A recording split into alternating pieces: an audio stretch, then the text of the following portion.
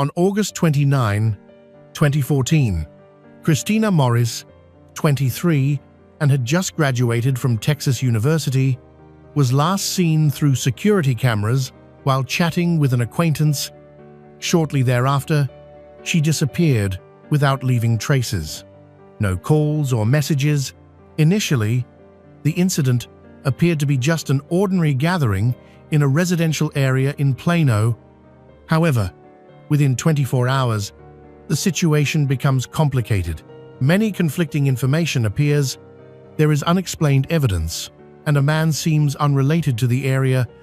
This is not a simple incident. It starts for a complex investigation. You need to rebuild every detail because someone has tried to hide important information. Christina Morris was born on July 25, 1991, in Allen, Texas. Shortly after her birth, her parents, Mark Morris and Johnny Hare, separated. She was raised by her father and stepmother, Anna, along with her half-siblings, while maintaining a close relationship with her mother, Johnny. Christina's mother later remarried a man named Ronnie, who she welcomed into her family. Despite her parents' divorce and the new relationships, Christina felt that her family remained whole. She graduated from Allen High School in 2009 and earned a bachelor's degree in marketing and business from the University of Texas at Dallas. In 2013, after college, she began working at Grad Expectations, an online dating company, eventually transitioning to the photo department, which aligned with her interests. At the same time, she is also thinking about starting a business and creating a clothing brand inspired by skateboarding culture. Hunter Foster has known Christina since childhood. They are the same age, and what started as a friendship eventually evolved into a romantic relationship. Hunter pursued a career in entertainment and briefly lived in New York before returning to Texas, where he and Christina shared an apartment in Fort Worth. Enrique Arochi attended the same school as Christina, but they did not know each other. Their only mutual connection was Paulina Petrosky, who had known Enrique for only a few months. Therefore, their meeting at a gathering was purely coincidental, as they had not previously shared a friend group. On Friday, August 29, 2014, the long Labor Day weekend was approaching, promising parties and gatherings with friends. That day, Christina had a disagreement with her boyfriend, Hunter. To improve her mood, she called her friend Taylor to talk. Feeling better afterward, she decided she didn't want to spend the night alone. She drove from Fort Worth to Plano, about 45 minutes away, to attend a casual reunion of former classmates hosted by Paulina at her condo, The Shops at Legacy, a popular nightlife area filled with apartments, restaurants, bars, and boutique. Began to buzz around 9 p.m. Attendees included Christina, Paulina, and other alumni from Allen High School, as well as Sabrina Boss. Enrique kept to himself at the gathering and appeared uninterested in Christina. Instead, focusing on Sabrina, he tried to sit next to her but was denied, which visibly frustrated him. While some guests noticed the tension, it never escalated into a confrontation. Around 11 p.m., the group decided to go out. Their first stop was Harry's Tavern, followed by Scruffy Duffy's. Surveillance footage shows Christina entering Scruffy Duffy's just after 12:30 a.m., with her ID scanned at the door and drink purchases confirmed by bank statements. By 12:35 a.m., cameras recorded Christina walking between bars with Paulina, Sabrina, and Enrique. Although she wasn't heavily drinking, since she planned to drive home, her mood fluctuated due to her earlier disagreement with Hunter. She sometimes became quiet, but would re-engage in conversations. No one viewed her behavior as concerning. When the bars closed, everyone returned to Paulina's apartment, where the atmosphere was more relaxed. Most guests had been drinking, but Christina maintained her composure. At one point, the tension rose again when Enrique, still upset over Sabrina's rejection, announced He was leaving. After briefly checking in on Sabrina, he exited the gathering. Several guests confirmed this sequence of events. As the night progressed, Christina began texting Hunter at 2:12 a.m. She sent a message asking if he could pick her up, explaining that she couldn't find her keys, and her tone became increasingly emotional. Hunter, who was in downtown Dallas at that moment, missed her texts. Within the next hour and a half, Christina continued to text Hunter. She comforted him that she was not angry, just felt sad, and said that her phone battery was weak. Initially, she planned to stay in Paulina's house, but later changed her intention when she found her key. Her last message was sent at 3:48 a.m. SOT, in which she apologized and expressed hope that Hunter was okay. Geolocation data indicates that both Christina's and Enrique's phones were in the same area until at least 4:56 a.m. Later, Christina's phone signal completely disappeared, while Enrique continued to move and was later discovered in other areas of the city. At that time, there were no signs of aggressive behavior or anything unusual. Everything looks like a normal night.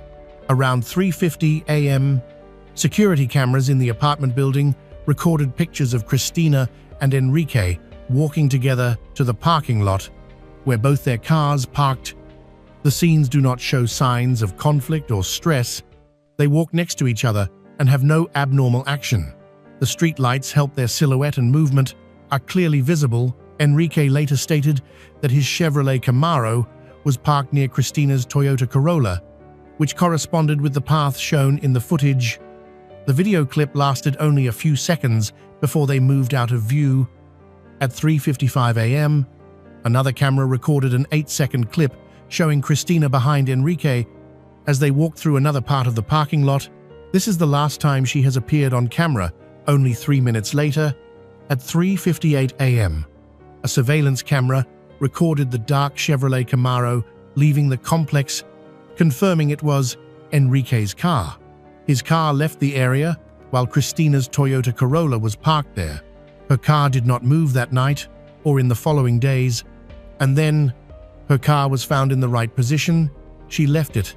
When police examined recordings from various angles, they noted that there was no footage of Christina getting into any vehicle, including Enrique's Chevrolet Camaro. There was also no evidence that she left the parking lot on foot, as none of the cameras captured her moving toward an exit. Investigators concluded that Christina likely disappeared either in the parking area itself or somewhere between the parking area and the apartment. All other potential exits were ruled out due to the lack of evidence. With the arrest warrant, police searched Christina's Toyota Corolla. The car was in operation and was still locked. There are no signs of damage or intrusion. When checking inside, the technicians did not find Christina's belongings. Her phone, wallet, ID, and other personal items all disappeared, indicating that she did not return to the car after leaving the gathering. Her car key was later found in the apartment, showing that she had a plan to return home. The area around the car, other cars, and the ground shows no signs of any controversy. There are no scratches, no signs of disturbance or scattered objects, and no footprints show the presence of strangers. Everything suggested that nothing significant occurred near the car. The car was not touched for 3 days until Christina's father, worried about her absence, reported her missing with the police. After the missing person report was filed, the search efforts intensified. Investigators attempted to locate anyone who might have witnessed what happened in the parking area on the night of the 29th of August to 30th, but these attempts yielded no results. There are no residents or tourists in the complex that provides useful information related to Christina during that time. A thorough assessment of security scenes clearly shows the entrance, exit, and walkways for pedestrians, but does not track Christina's movements in places without cameras. All available videos indicate that the last person seen near Christina was Enrique. At that time, the severity of her disappearance was not understood correctly. The party participants thought that she might have left and went home by herself. Investigators noted that Christina's boyfriend, Hunter, did not act promptly. In the hours following her disappearance, he failed to contact emergency services or local hospitals. After only a few days, when Christina did not return or contacted friends, an organized search effort was implemented. In the end, her car was found in the place she left, and the official search began on September 1. Christina did not come to work. This was the first clear sign that showed something unusual. Her father, Mark, felt anxious when he didn't receive any news from her and called her friends and acquaintances to inquire. He found out that she was not at home and no one knew where she was. Therefore, he decided to find her and drive to the area where the party took place. Mark searched everywhere, and on September 2, 3 days after Christina was last seen, he reported her missing. On the same day, the police went to the complex to start the investigation. They interviewed the party participants, in which Paulina confirmed that Christina had left with Enrique. Enrique was later summoned to interrogate. Enrique claimed he had little recollection of that night due to the alcohol and substances he had consumed. He admitted to leaving the party with Christina, but stated they split up shortly after, with her going in a different direction. This contradicted the surveillance footage, which showed both of them walking together toward the parking area before disappearing from sight. By the evening of September 2, the investigation turned to a deeper stage. Authorities started investigating Christina's friends and analyzed digital records. When she was declared missing, investigators focused on understanding what happened in the last hours before she disappeared. The most noticeable person is Enrique Arrochi, the last person to accompany Christina. He was interrogated in the early days of the investigation. Initially, this was just a normal interview, but the inconsistency in his testimony and behavior began to attract attention. He acknowledged seeing Christina that night at the party hosted by Paulina. He said that they left together, but then his story became harder to understand. He stated that he had consumed alcohol, used marijuana, and taken Adderall, which affected his memory and made him unable to remember anything after leaving the apartment. During the interrogation process, he said that Christina may have returned and went in another direction while he continued to go towards his car. After that, he did not see her anymore. Investigators found that Enrique's testimony lacked specific details and clear time frames. He could not make it clear when they left the party, how far they walked together, or the exact place that Christina went when they broke up. When the officers reviewed the surveillance videos from the surrounding area, Enrique's testimony did not match what the camera recorded. The camera shows his car leaving the parking lot, and Christina was seen to him right before. There is no evidence that she has been alone or coming back. This caused investigators to doubt the truthfulness of his testimony. They also noticed abnormal traces on his body, including scratches, bruises, and what seemed to be a bite. When asked about these wounds, Enrique has difficulty offering a clear explanation. He first said that he was injured while repairing the car because a part of the suspension system fell on him. Later, he said that he might be crashed by anger and injured hand. Later, Enrique vaguely mentioned the possibility of a war, but did not determine the location or object.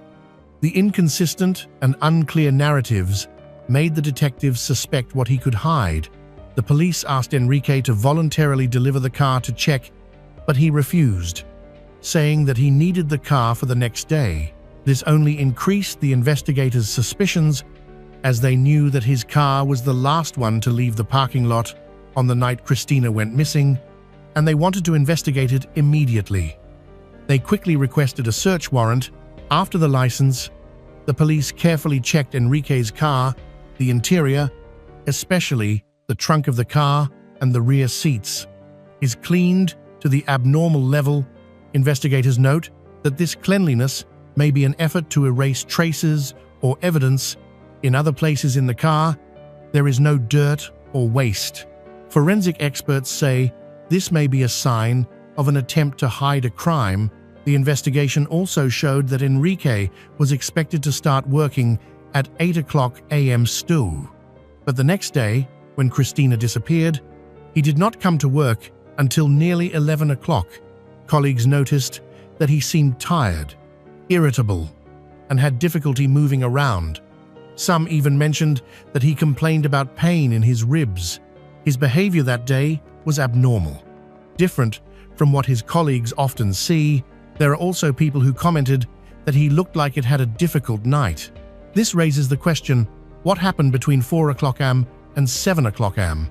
Why didn't Enrique come to work on time? His physical condition and strange behaviors raised suspicions among the investigators, prompting them to want to learn more about his activities that morning. At this time, Enrique has not been officially considered a suspect, but the investigators have paid attention to him. They continued to review videos, check phone data, interview witnesses, and monitor his behavior after Cristina disappeared. With each new evidence, the difference between Enrique's testimony and real evidence is becoming more and more clear. Police conducted a comprehensive forensic analysis on all available data. Although his car seems clean, the use of luminol has discovered a trace of biological liquid. The samples are collected and sent to the laboratory for DNA analysis. The analysis results become a turning point. Genetic material suitable for Cristina has been discovered in many areas of the carpet, in the storage compartments, and inside the lining. These samples, including blood and saliva, shows that the position and amount of liquid cannot be due to normal contact. Cross-contamination capabilities have been excluded. Based on an increasing amount of evidence, the authorities decided to arrest on December 13, 2014, 3.5 months after Cristina disappeared. Enrique was captured at home with serious allegations. The guarantee is $1 million. At that time, Cristina's whereabouts were unknown. The trial began in September 2016 at Collin County, Texas. Although no remains were found, Enrique was charged with aggravated kidnapping. The case relied entirely on circumstantial evidence with no identifiable crime scene, no method, and no specific actions presented by the prosecutor. Prosecutors have given 351 evidence, including monitoring videos, mobile phone records, and forensic results. 73 witnesses were summoned to testify. The case focused on the time of recording Cristina's last movements. An important evidence is the forensic report from Enrique's phone. Video and photos on this device cause a lot of concerns. Some files contain content that depicts violent abuse. The defense asked for the material to be suppressed, arguing that it was irrelevant, and the court limited its use, but allowed it to be referenced to support Enrique's psychological profile. Investigators also found a special object in Enrique's house, a handwritten note in a glass jar, resembling a church, containing phrases about control and dominance, similar to the typical magic guidelines found on internet forums. Although investigators think it may be relevant, the court finally eliminated it from the official evidence list.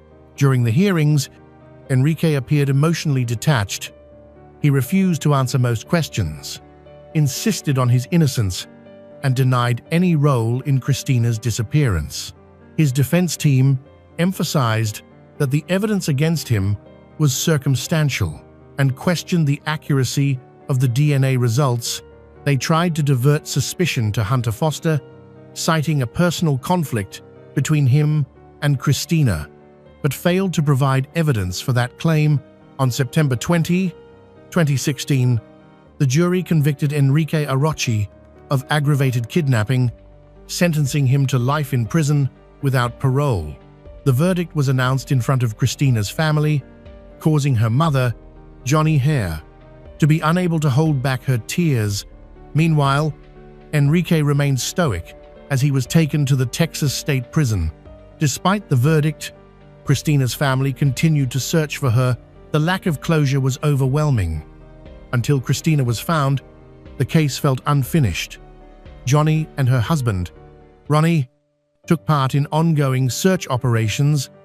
Many volunteers, including friends, neighbors, and community members from Collin County, formed teams to help.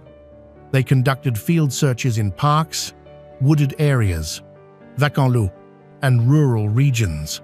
Tim Miller, the founder of the nonprofit Texas EC, became a key figure in these efforts. After speaking with Christina's mother, the team utilized drones, thermal cameras, scent tracking dogs, and specialized water search equipment. Additionally, Christina's family launched a public awareness campaign. They created social media pages, distributed flyers, and organized memorial events, all aimed at keeping Christina's name alive. Johnny frequently participated in interviews, emphasizing that they would not stop until they brought Christina home in any way they could. Her father, Mark, was coordinating search efforts from the other side of Collin County, hiring private investigators and digital forensics experts.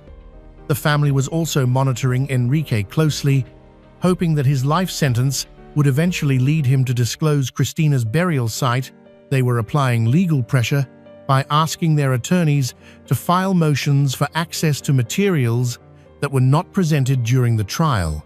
The family argued that the public deserved to know more about Enrique's actions following Christina's disappearance.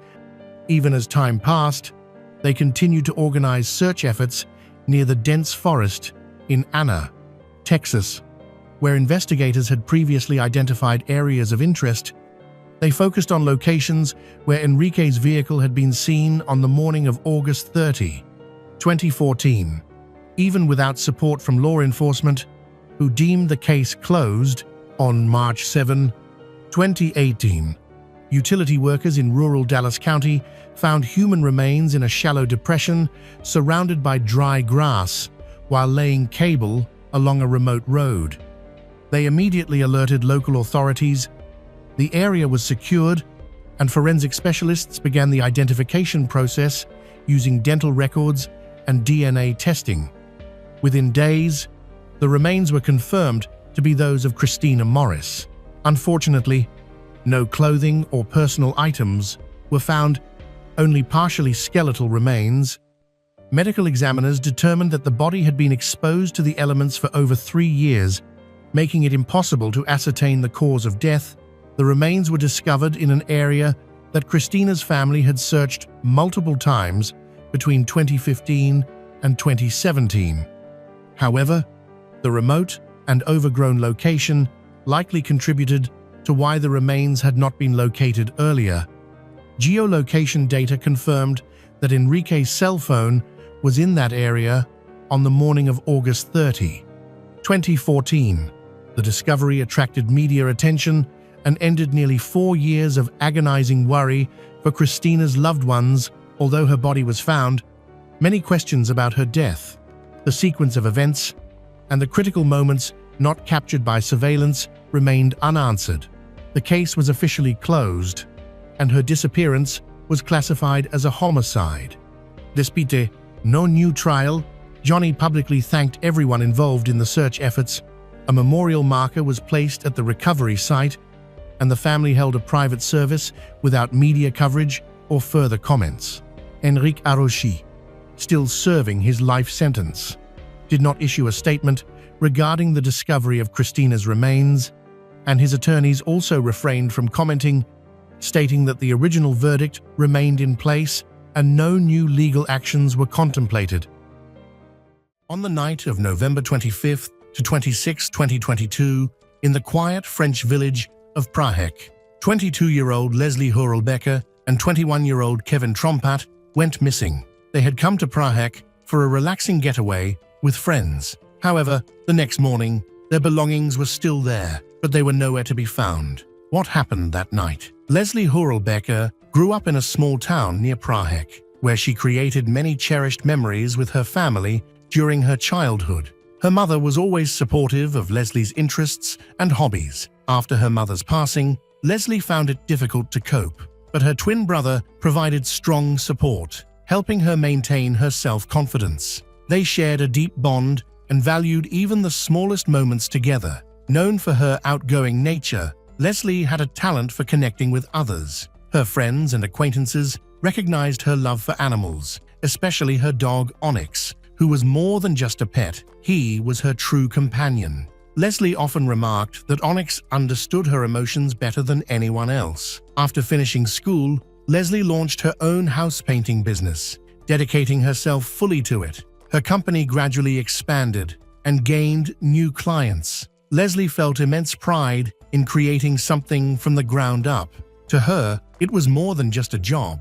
It represented her independence and personal success. Kevin Trompat faced difficult challenges growing up. With his father in prison, Kevin had to mature quickly and hide his vulnerabilities, striving to be a strong support for his family. Despite these hardships, he remained kind and enjoyed sharing his passions with friends. One of his favorite activities was exploring nature. He frequently went hiking, took long bike rides, and appreciated the outdoors. Kevin dreamed of making this love for nature a central part of his life. He purchased an old van, started converting it, hoping to travel and possibly work from it in the future. Leslie and Kevin met at a party thrown by their mutual friend, Tom Trullet. They began with light conversation, but it soon became clear that they shared many interests. Leslie discussed her business goals, while Kevin talked about his plans for converting a van. Right from their initial conversation,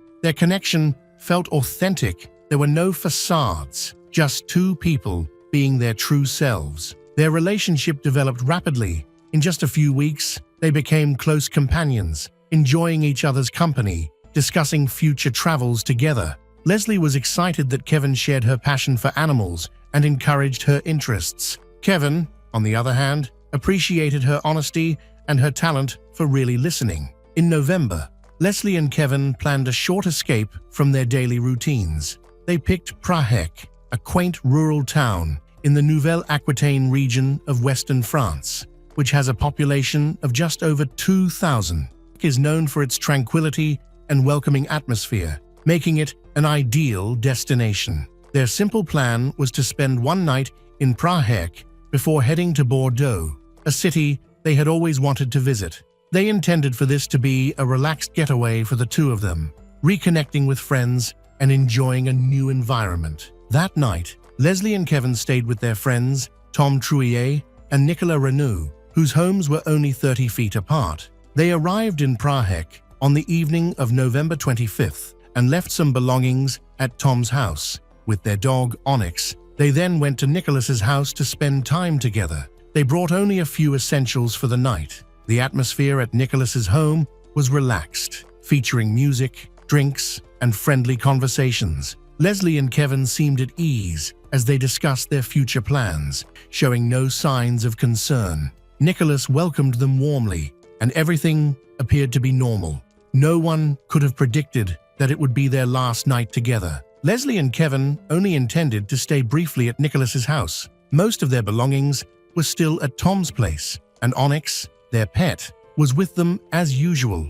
Leslie always brought him along. According to Nicholas, the night was like any normal gathering among friends, filled with casual conversations about life and future plans, without any issues. Around 3 a.m., Leslie and Kevin decided to return to Tom's house. Nicholas offered them a place to stay for the night, but they politely declined, preferring to sleep at Tom's where their things were. His house was just 30 feet away, and they felt confident they could get there without any problems. Then, Leslie and Kevin left Nicholas's house with their dog. They headed towards Tom's. That was the last sighting of them. They never arrived at Tom's place. Their clothes and belongings were still at Tom's, which concerned friends and family. By the next morning, it became evident that something was wrong because neither Leslie nor Kevin had contacted anyone, which was unusual for them.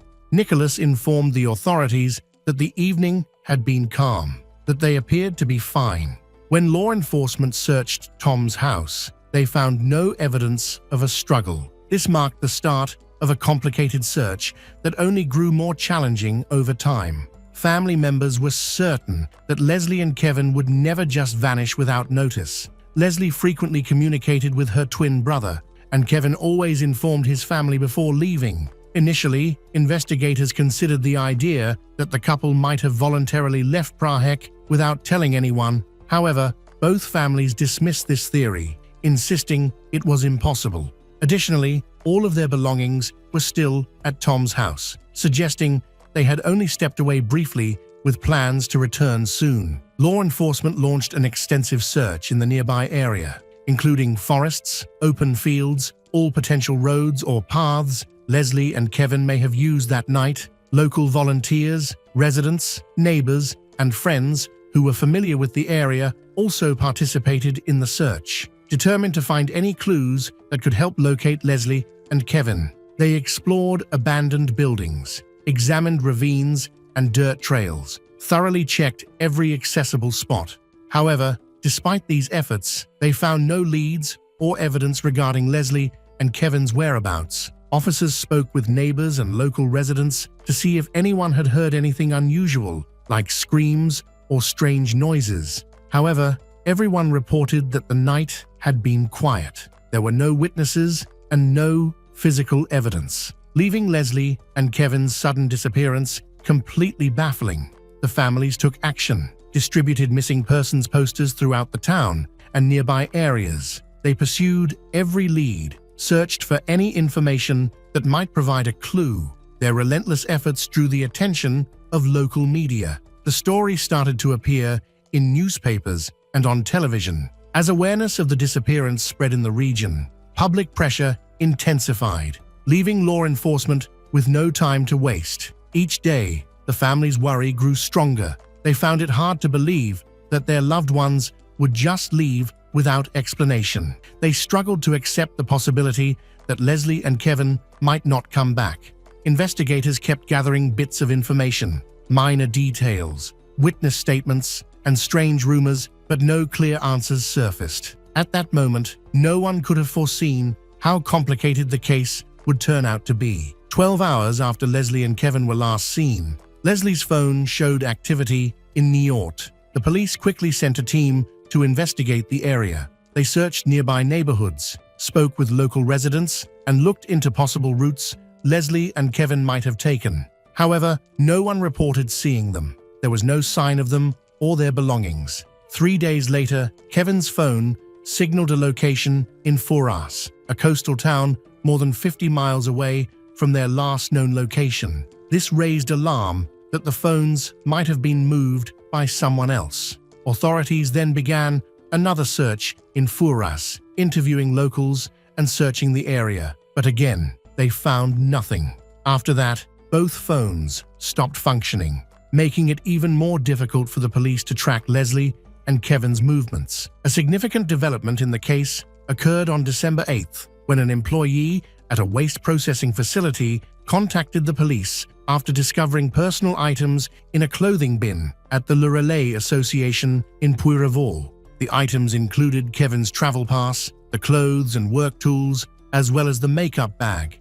Investigators quickly arrived at the scene to collect the evidence for analysis. Both families confirmed that the items were indeed Leslie's and Kevin's. This find dramatically changed the course of the investigation. The initial theory that the couple had left voluntarily was no longer plausible, as it was evident they would not have discarded such personal belongings without a good reason. Investigators now suspected a criminal case. By mid-December 2022, the investigation took a new direction. Police began to focus on Tom Trullet, who had offered them his house and was one of the last people to see them alive. He was questioned several times to clarify the events of that night. Tom initially claimed that he left for a party on the evening of November 25th and did not return until early the next morning. However, geolocation data from his phone revealed that he had stayed in Prague the entire night.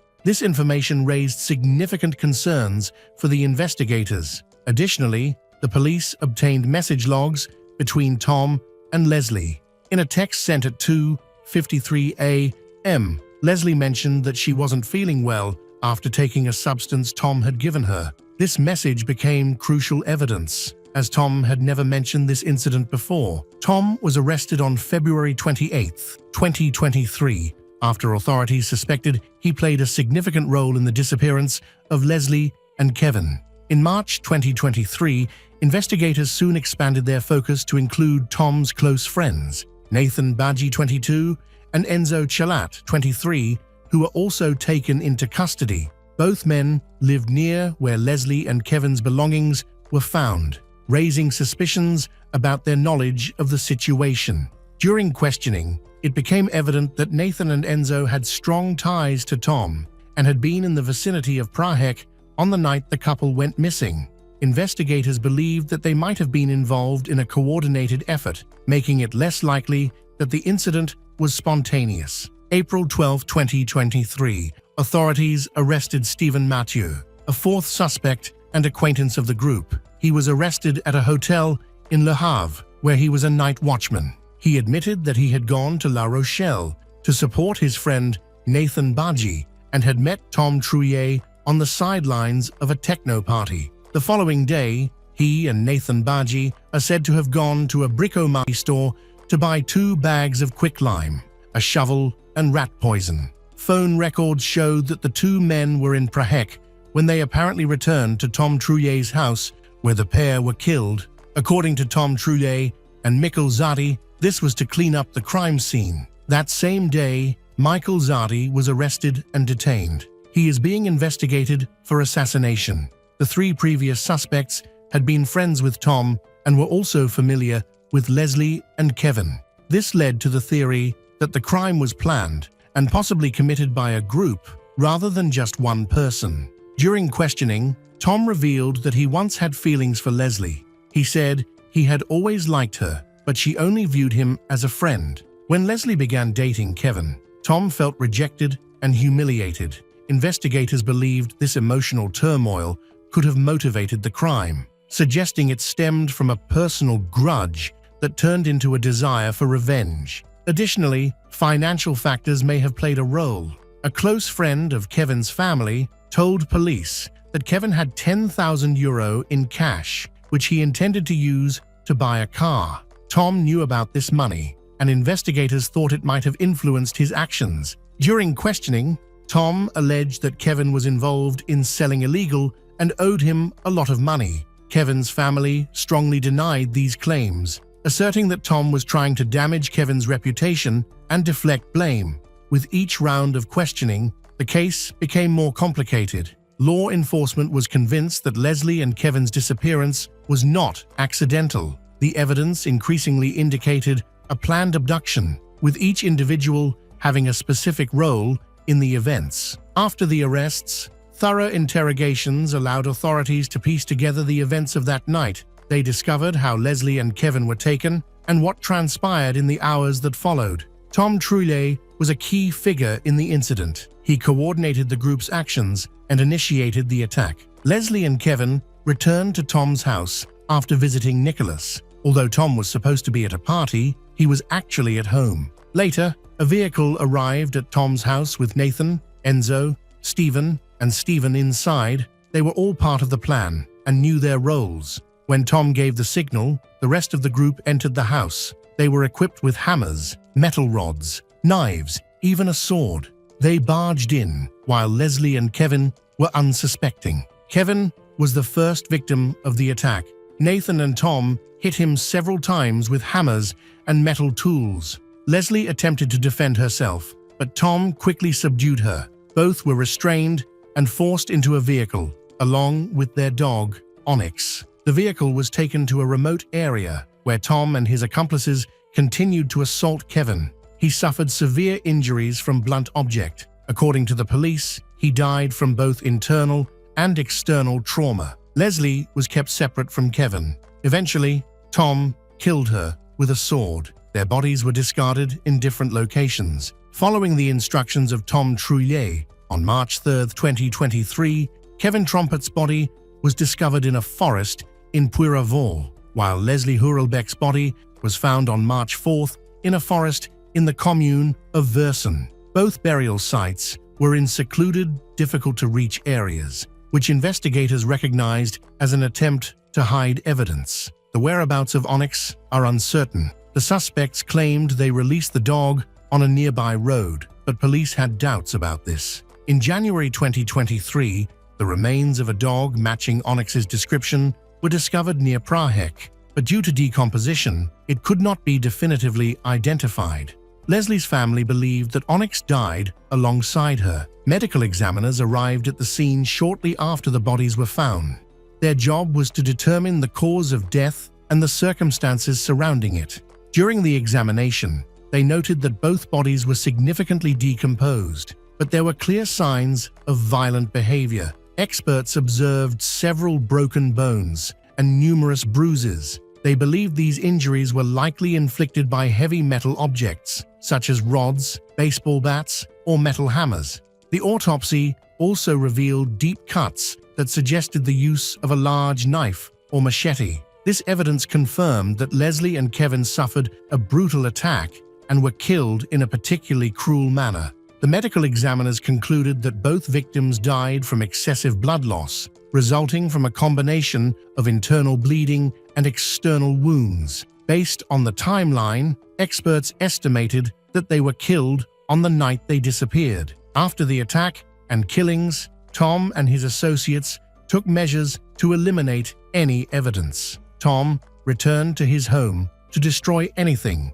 that could link him to the crime, while the rest of the group was responsible for getting rid of the couple's belongings. This is how their items ended up in Puira Vault. The police based their investigation on several important points, including Tom's personal grudge against Leslie and a supposed argument with Kevin regarding a debt. The money Kevin had on him also seemed to play a role. Tom reportedly told investigators that the money was shared among the group. As new witness testimonies came in, conflicting statements arose. Some witnesses stated that everyone participated in attacking Kevin, while others insisted that only Tom and Nathan were involved. This inconsistency made the investigation more difficult. Medical reports indicated markings typical of being restrained. Scrapes on their wrists and forearms suggested that Leslie and Kevin may have been tied up or held against their will before they were killed. For the victims' families,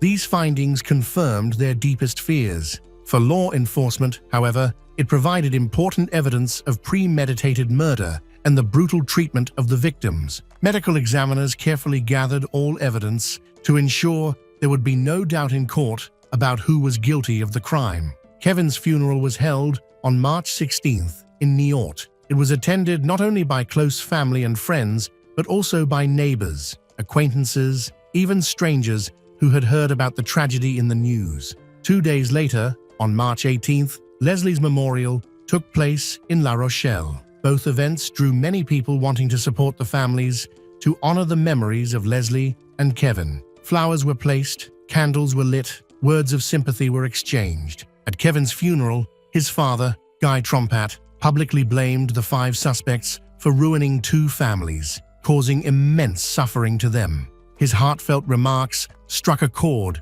with those in attendance. Many people shared his grief and offered their condolences.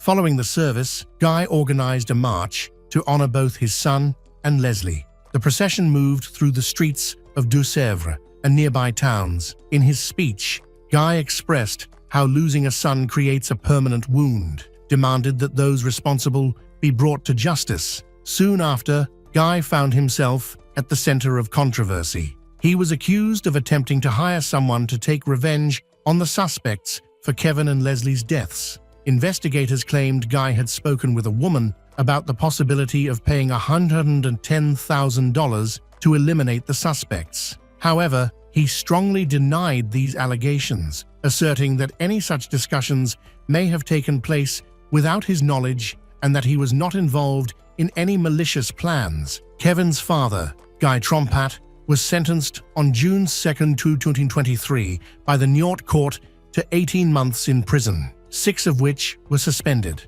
along with a 5-year ban on possessing weapons and the revocation of his hunting license for threatening to kill. A €100,000 bounty was allegedly promised to anyone who killed the suspects or their relatives. However, he was acquitted of inciting murder, without supervision. Marie-Thérèse Garcia, the aunt of Leslie Hurlbeck, was indicted on May 25th on charges of kidnapping and confinement in an organized gang, murder, and possession of weapons, and was subsequently remanded in custody. She is accused of threatening individuals involved in the disappearance of Leslie and Kevin. Investigators from the Versailles Crime Squad have linked this case to that of Corinne, whose body was found decapitated and dismembered in an iron chest. Marie-Thérèse Garcia was identified as a potential suspect in that murder, which took place in the 1980s. She was arrested for the crime in 2007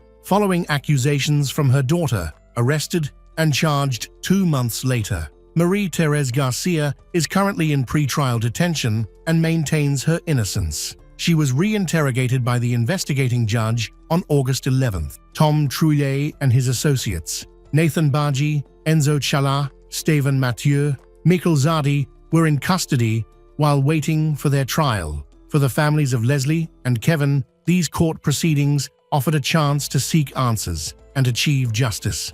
During this time, the families focused on keeping Leslie and Kevin's memories alive by sharing stories about Leslie's ambitions for her business and Kevin's goal of completing his van renovation. Ahead lay the most crucial phase, the trial. Both families and the public anticipated this event as the pivotal moment that could bring closure to their story. In early 2025, the 5 accused, Tom, Nathan, Enzo, Steven, and Michael, faced court. They were charged with kidnapping, homicide, and hiding the bodies. Each remained in custody, awaiting the final verdict. The trial is ongoing, complicated by the defendants' partial denials of guilt and conflicting testimonies, making the court's work difficult. In France, aggravated homicide, especially when involving kidnapping and body concealment, carries a maximum penalty of life imprisonment. Under French law, life imprisonment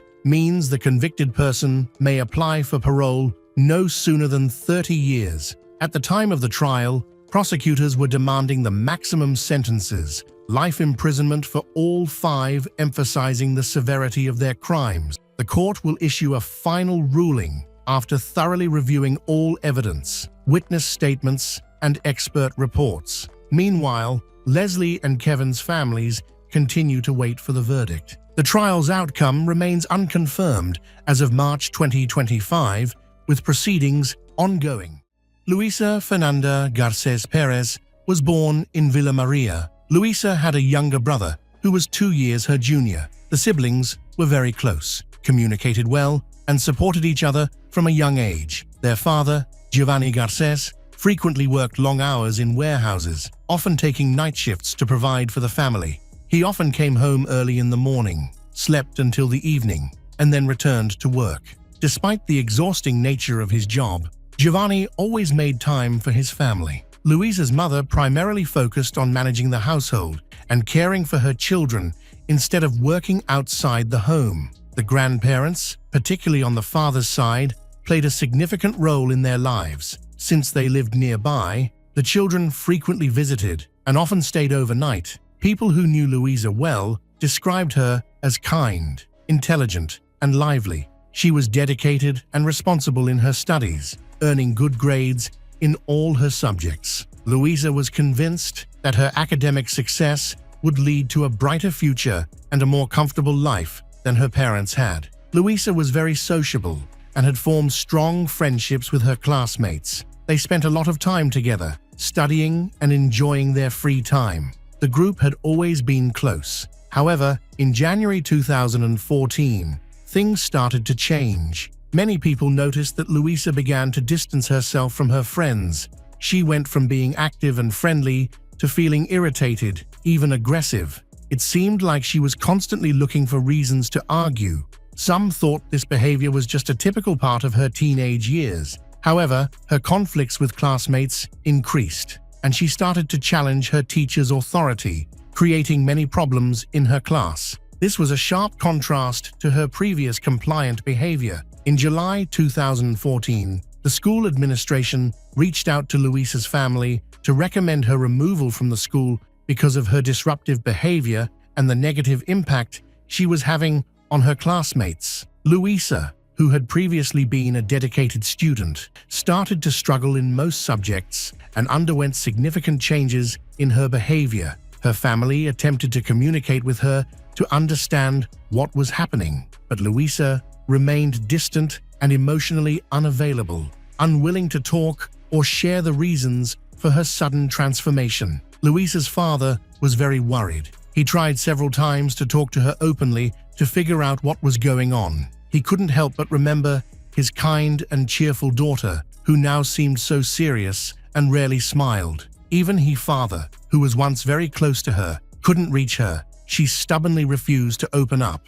Ultimately, Giovanni had to accept that this behavior was simply a part of her adolescence and hormonal changes. By August 2014, her parents had been divorced for 8 months. The primary issue in their marriage was her mother's struggle with alcohol. Her father also suspected that her mother was unfaithful and was often drunk, acted irresponsibly towards their children. As a result, after the divorce, Giovanni took responsibility for their daughter Luisa and her younger brother, raising them as a single father while their mother moved to another city to start a new life. Giovanni was concerned when the situation did not improve, so he thought a change of scenery might help.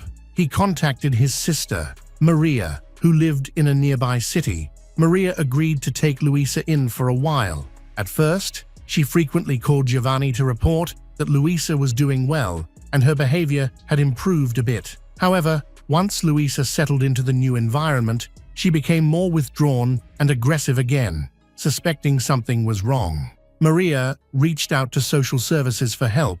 A psychologist assessed Luisa and later informed Maria of distressing news. He believed the girl's mental state suggested she might have been abused. Maria was taken aback and immediately called Giovanni to share this information. Giovanni was shocked by the news from the social worker. Although he did not want to believe that his daughter could be a victim of abuse, he recognized that her behavior aligned with signs of such trauma. Luisa's mother remained calm and reserved, but Giovanni was deeply worried about his daughter. He wanted to understand how this could happen and who might be involved. Now, he felt compelled to investigate whether the social worker's claim was true. Initially, he spoke with his sister and concluded that he needed to have a direct conversation with his daughter. After a short time, on August 19, 2014, Luisa came back to her father. They faced a tough discussion. Giovanni chose to be straightforward and immediately asked if she had been abused. Luisa could not speak and started to cry, which made her father realize the truth. All of the hurt, anger, and frustration that Luisa had been carrying came pouring out. She didn't share every detail, but according to Luisa, at the end of January 2014, when her father left for his night shift again, a friend of her mother came to visit. The two women began to drink together. Soon after, a man whom Luisa had never met arrived. He brought more alcohol and acted as if he were familiar with everyone. They welcomed him joyfully. Soon, they were all drinking together.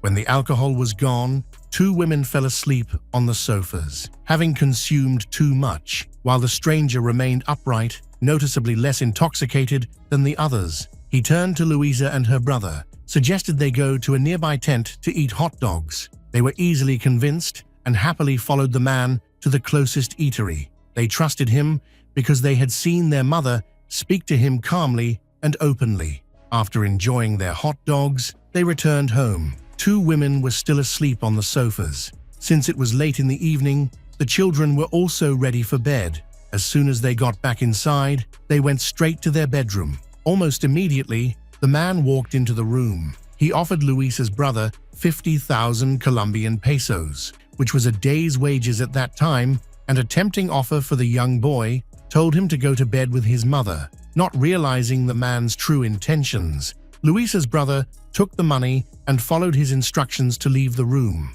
The man then warned him not to come back for any reason. Luckily, Luisa's brother found it difficult to sleep.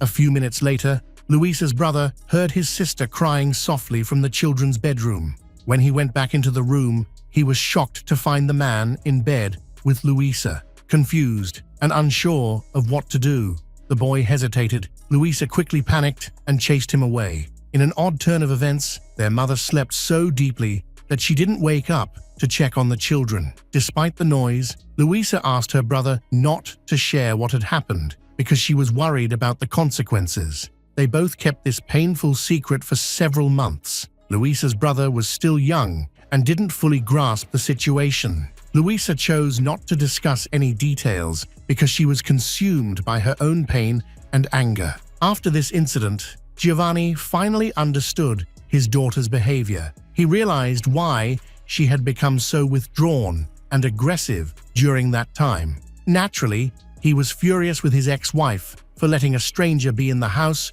with their children while he was at work.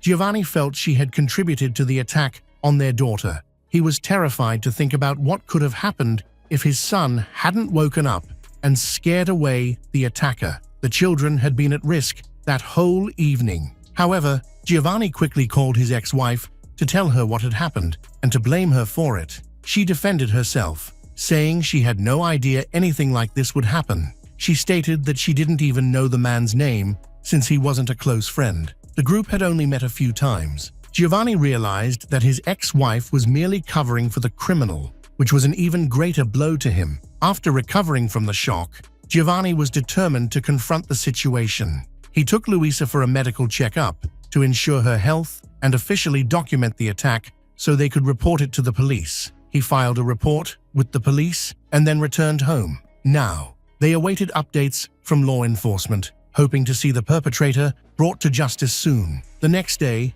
August 20th, 2014, Giovanni started his usual night shift at the warehouse. After these shifts, he was always exhausted and went straight to bed. That morning was no different. He saw his daughter doing her homework, and they exchanged a few words before he told her he was going to sleep since he needed to rest. This meant he would wake up around 7 or 8 p.m. During this time, Luisa was on her own, but her grandparents often visited her. She usually found activities to keep herself occupied and stayed at home. When Giovanni woke up, he noticed that Luisa was not there. He wasn't overly worried at first, thinking she might be at his parents' house nearby. Giovanni headed to work for his night shift and decided to call his father to check on Luisa. However, his father informed him that he had not seen her. She had visited them in the morning, but had returned home afterward. This news made Giovanni anxious. To avoid panicking, he reached out to friends and family who might know her whereabouts, but no one had seen her. Additionally, Luisa's brother spent the entire day with their grandfather, which increased their concern. Giovanni took a leave of absence from work and, along with his parents, started searching for his daughter. They were very concerned, believing that Luisa was still in danger. On August 21st, 2014, after a long night of searching without success, they returned to the police station to report their child's disappearance.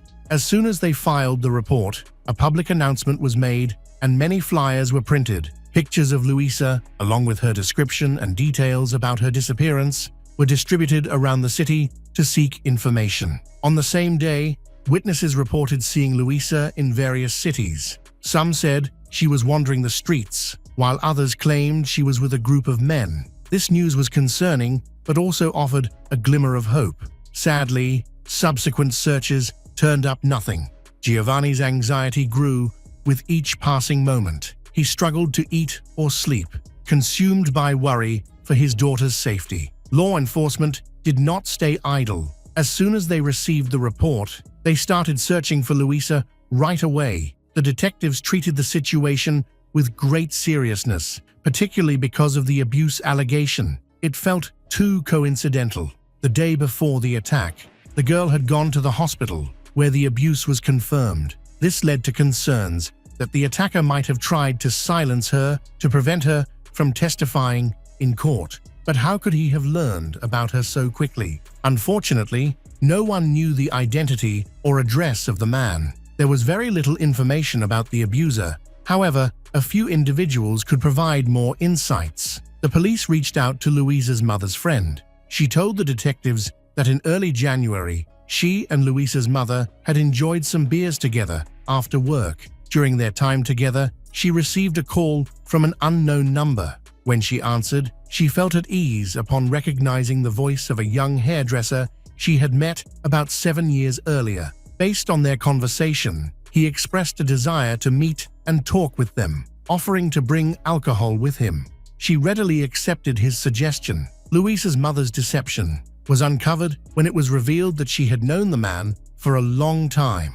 At that moment, the police came up to her. Luisa's mother admitted that the man was her ex-friend, who had been released from prison in early January 2014. She had visited him multiple times while he was in prison. When Luisa's father found out all the details, he was enraged and couldn't understand how she had let such a dangerous man approach her children. However, his main concern at that moment was finding out where Luisa was. Luisa's mother, who was still protecting the suspected, was brief and told the detectives that she didn't know his full name. Everyone who knew him referred to him as Peluco. When investigators sought more information from her, she became hostile and firmly refused to share any details about her personal life or history. Despite the fact that such information could assist in locating her daughter, it appeared that she was indifferent to the well-being of her 13-year-old girl. Unfortunately for police, neither woman was able to provide enough information to help find the man. Giovanni and his father were greatly affected by this setback, as they had been searching for a long time. To gather information, Luisa's grandfather disguised himself as a homeless man and wandered through the city's dangerous areas. Unfortunately, he did not manage to uncover any useful information. On August 26, 2014, a fisherman visited the police station to report a finding. That morning, he had discovered a body along the banks of the Corca River. When the investigators arrived at the scene, they found a dismembered body with parts scattered around, suggesting that wild animals had disturbed the remains. Initially, many of the body parts were missing, but they did find some legs that were tied together with shoelaces. All of these remains were inside a bag. Additionally, a strand of hair was found within the bag, and this limited evidence was carefully collected for identification. Reports of disappearances in the area were checked against recent appeals. The concerns raised by Giovanni about the missing girls were the most closely related. Clothes found on the body matched those of Luisa. DNA samples were taken from Luisa's father to compare with the remains. After 2 months, in October, the results came in. The human remains found by the riverbank were identified as belonging to Luisa. By this time, additional body parts had also been found. A thorough forensic examination revealed that Luisa died from a severe blow to the right side of her head. Her family was heartbroken upon hearing this news. The elderly grandfather expressed that this was the most tragic event he had ever faced in his long life. The investigation's findings were disheartening. Luisa's body showed no evidence of foreign DNA or biological fluids because of the effects of water, leaving uncertainty about whether she had been abused before her death. No fingerprints or other evidence suitable for examination were found on the bag, and the hair discovered on it belonged to Luisa. There were no signs pointing to a suspect. Additionally, investigators have not yet been able to determine the full name of the man who abused Luisa and is likely connected to her death. Luisa's grandfather took action in response to his granddaughter's death. He put up a black and white flag on the front of his house. He explained that the white color symbolizes his granddaughter's purity, while the black represents mourning.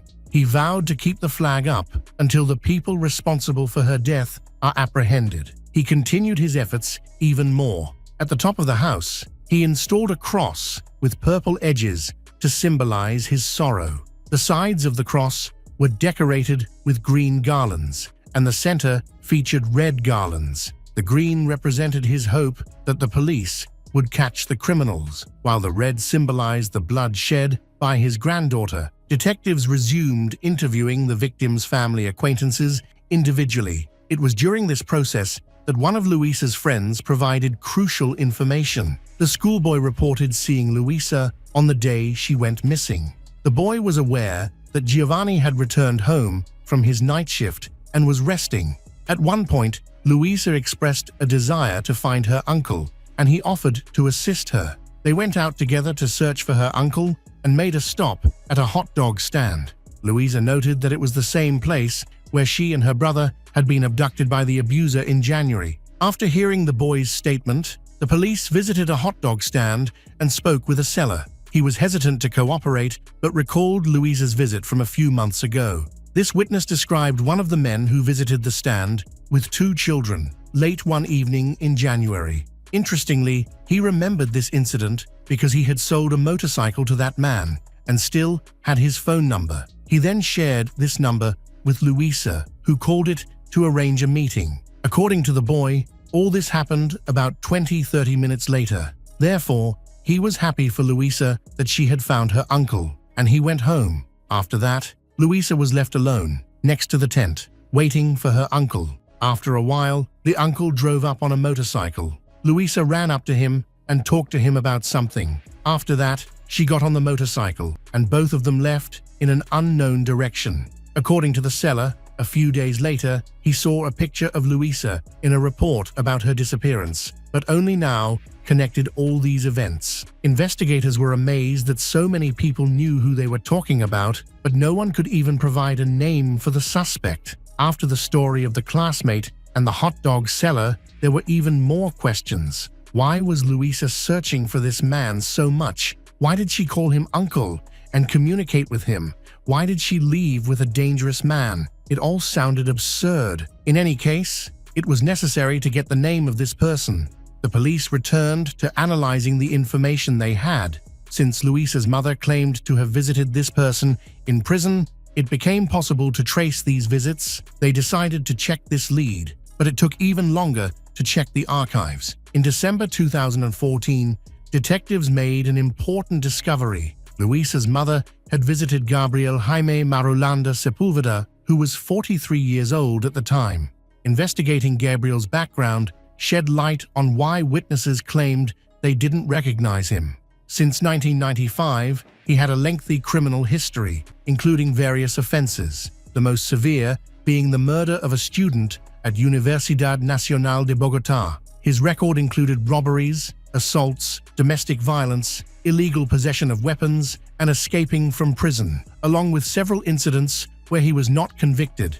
Overall, he had been arrested 13 times and faced trial 8 times. He was released for the murder charge at the end of 2013. During this period, he had multiple relationships and 3 children. This information contradicted witness statements, leading to suspicions that they may have been intimidated or that Gabriel had misrepresented himself. When the photo of the suspect was shown to Louisa's brother, he instantly recognized him. The investigators also verified the suspect's connection to Gabriel by checking the phone number obtained from a hot dog seller. However, there was no direct evidence linking him to Louisa's murder.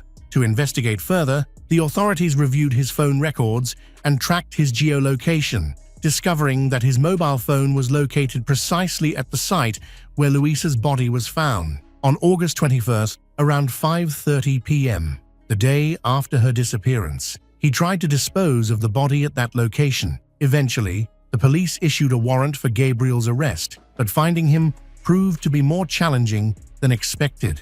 There was very little information available about him. He couldn't be found at his known addresses, but it was known that he had been working as a helper in a coffee shop in the countryside. However, even there, the employers did not offer any useful information. Additionally, the phone number provided by the hot dog seller was no longer in service. Gabriel didn't have to wait long for his next legal trouble.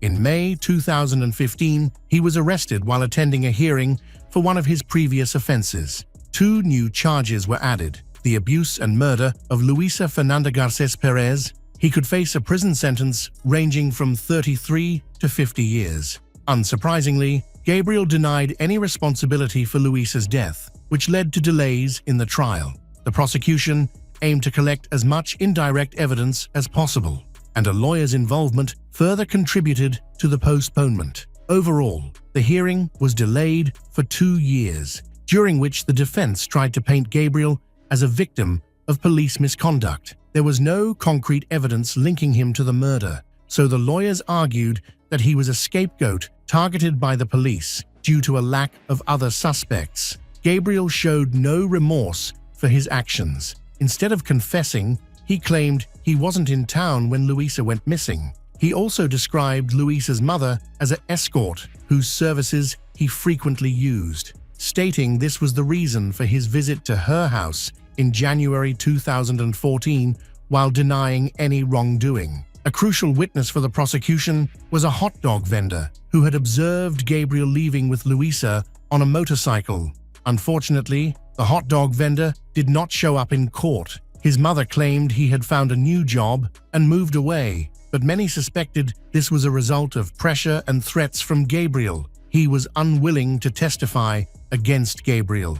The police later learned that he had previously been incarcerated and was a former cellmate of Gabriel, which meant he was aware of Gabriel's violent nature and was afraid for his safety. The hearings started with the prosecutor claiming that Gabriel misled and took Luisa to the riverbank. Gabriel was upset with her when he discovered she was with her father. Giovanni alerted the police. He then hit her on the head, tied her legs with shoelaces, and threw her into the water before escaping.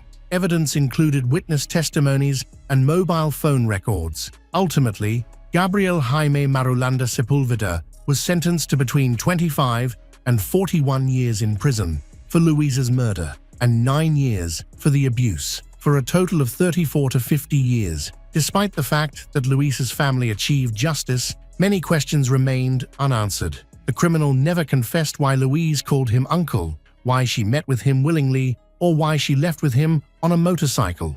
The police believed that Luisa wanted to meet with him to inform him that she had reported him to the authorities and that she probably did not fully realize how dangerous the situation was. After these events, Giovanni still believed that not all perpetrators were held accountable for their crimes. He blamed his ex-wife for the misadventures his daughter had gone through, as well as for her death. However, it seemed that the woman was not overly troubled by all of this. Although many condemned the mother for her carelessness, which cost her daughter dearly, she was never held accountable. What keeps a marriage together when love, trust, and respect are absent? Some people attempt to maintain the family for the sake of their children, while others worry about what others might think. Additionally, some may feel restrained by their religious beliefs, or a combination of these factors. However, the intense desire to save a marriage at any cost can sometimes lead to devastating outcomes. The story of Jacqueline and Paul Krimble is not one of a kind, but it gained a lot of attention because of its brutal nature, greed, and lack of morals. The perpetrator was called the Black Widow and was imprisoned. However, in a revealing interview, her daughter admitted that Jacqueline showed her cruelty even while in prison. Jacqueline, known as Jackie, was born in 1974 in County Armagh, Northern Ireland. She was the youngest of 2 children in a typical middle-class family. Since childhood, Jacqueline displayed erratic, spoiled, defiant, and occasionally aggressive behavior. As a teenager, her actions became increasingly unmanageable, but her family attributed this to typical adolescent issues, believing she would eventually outgrow it. In high school, Jacqueline met Paul Krimble, who was 3 years older than her and very different in personality. Despite their differences, they were drawn to each other, a classic example of opposites attracting. Paul was humble and shy. Coming from a religious background, he was a good student, recognized for his talents. Jacqueline's boldness, confidence captivated him. She was the first girl he had serious feelings for, and likely the only one. Jacqueline's parents were supportive of her relationship with Paul, believing he would help her become more calm and sensible. It often felt like they treated Paul better than Jacqueline, welcoming him into the family from the very first meeting. In contrast, Paul's parents were cautious about his choice, but they allowed the relationship to continue. Friends from school noticed that Jacqueline and Paul seemed mismatched. Jacqueline frequently instigated conflicts and preferred to settle matters with physical confrontations, while Paul always sought peaceful solutions. He was known for being friendly, open-minded, and responsible, consistently keeping his promises and ready to lend a helping hand. Paul was described as a kind, sensible, and mature young man, displaying wisdom beyond his years. At 17, Jacqueline became pregnant by her boyfriend, Paul, who was 20 and already in college. She told him right away. Upon hearing the news, Paul immediately stated that he was ready to marry her, take full responsibility for her and the baby. Jacqueline felt unprepared for family life and raising a child. However, terminating the pregnancy was not an option for her, as neither she nor Paul, belonging to a religious family, could consider it. Paul decided to buy an engagement ring and proposed to Jacqueline, who accepted.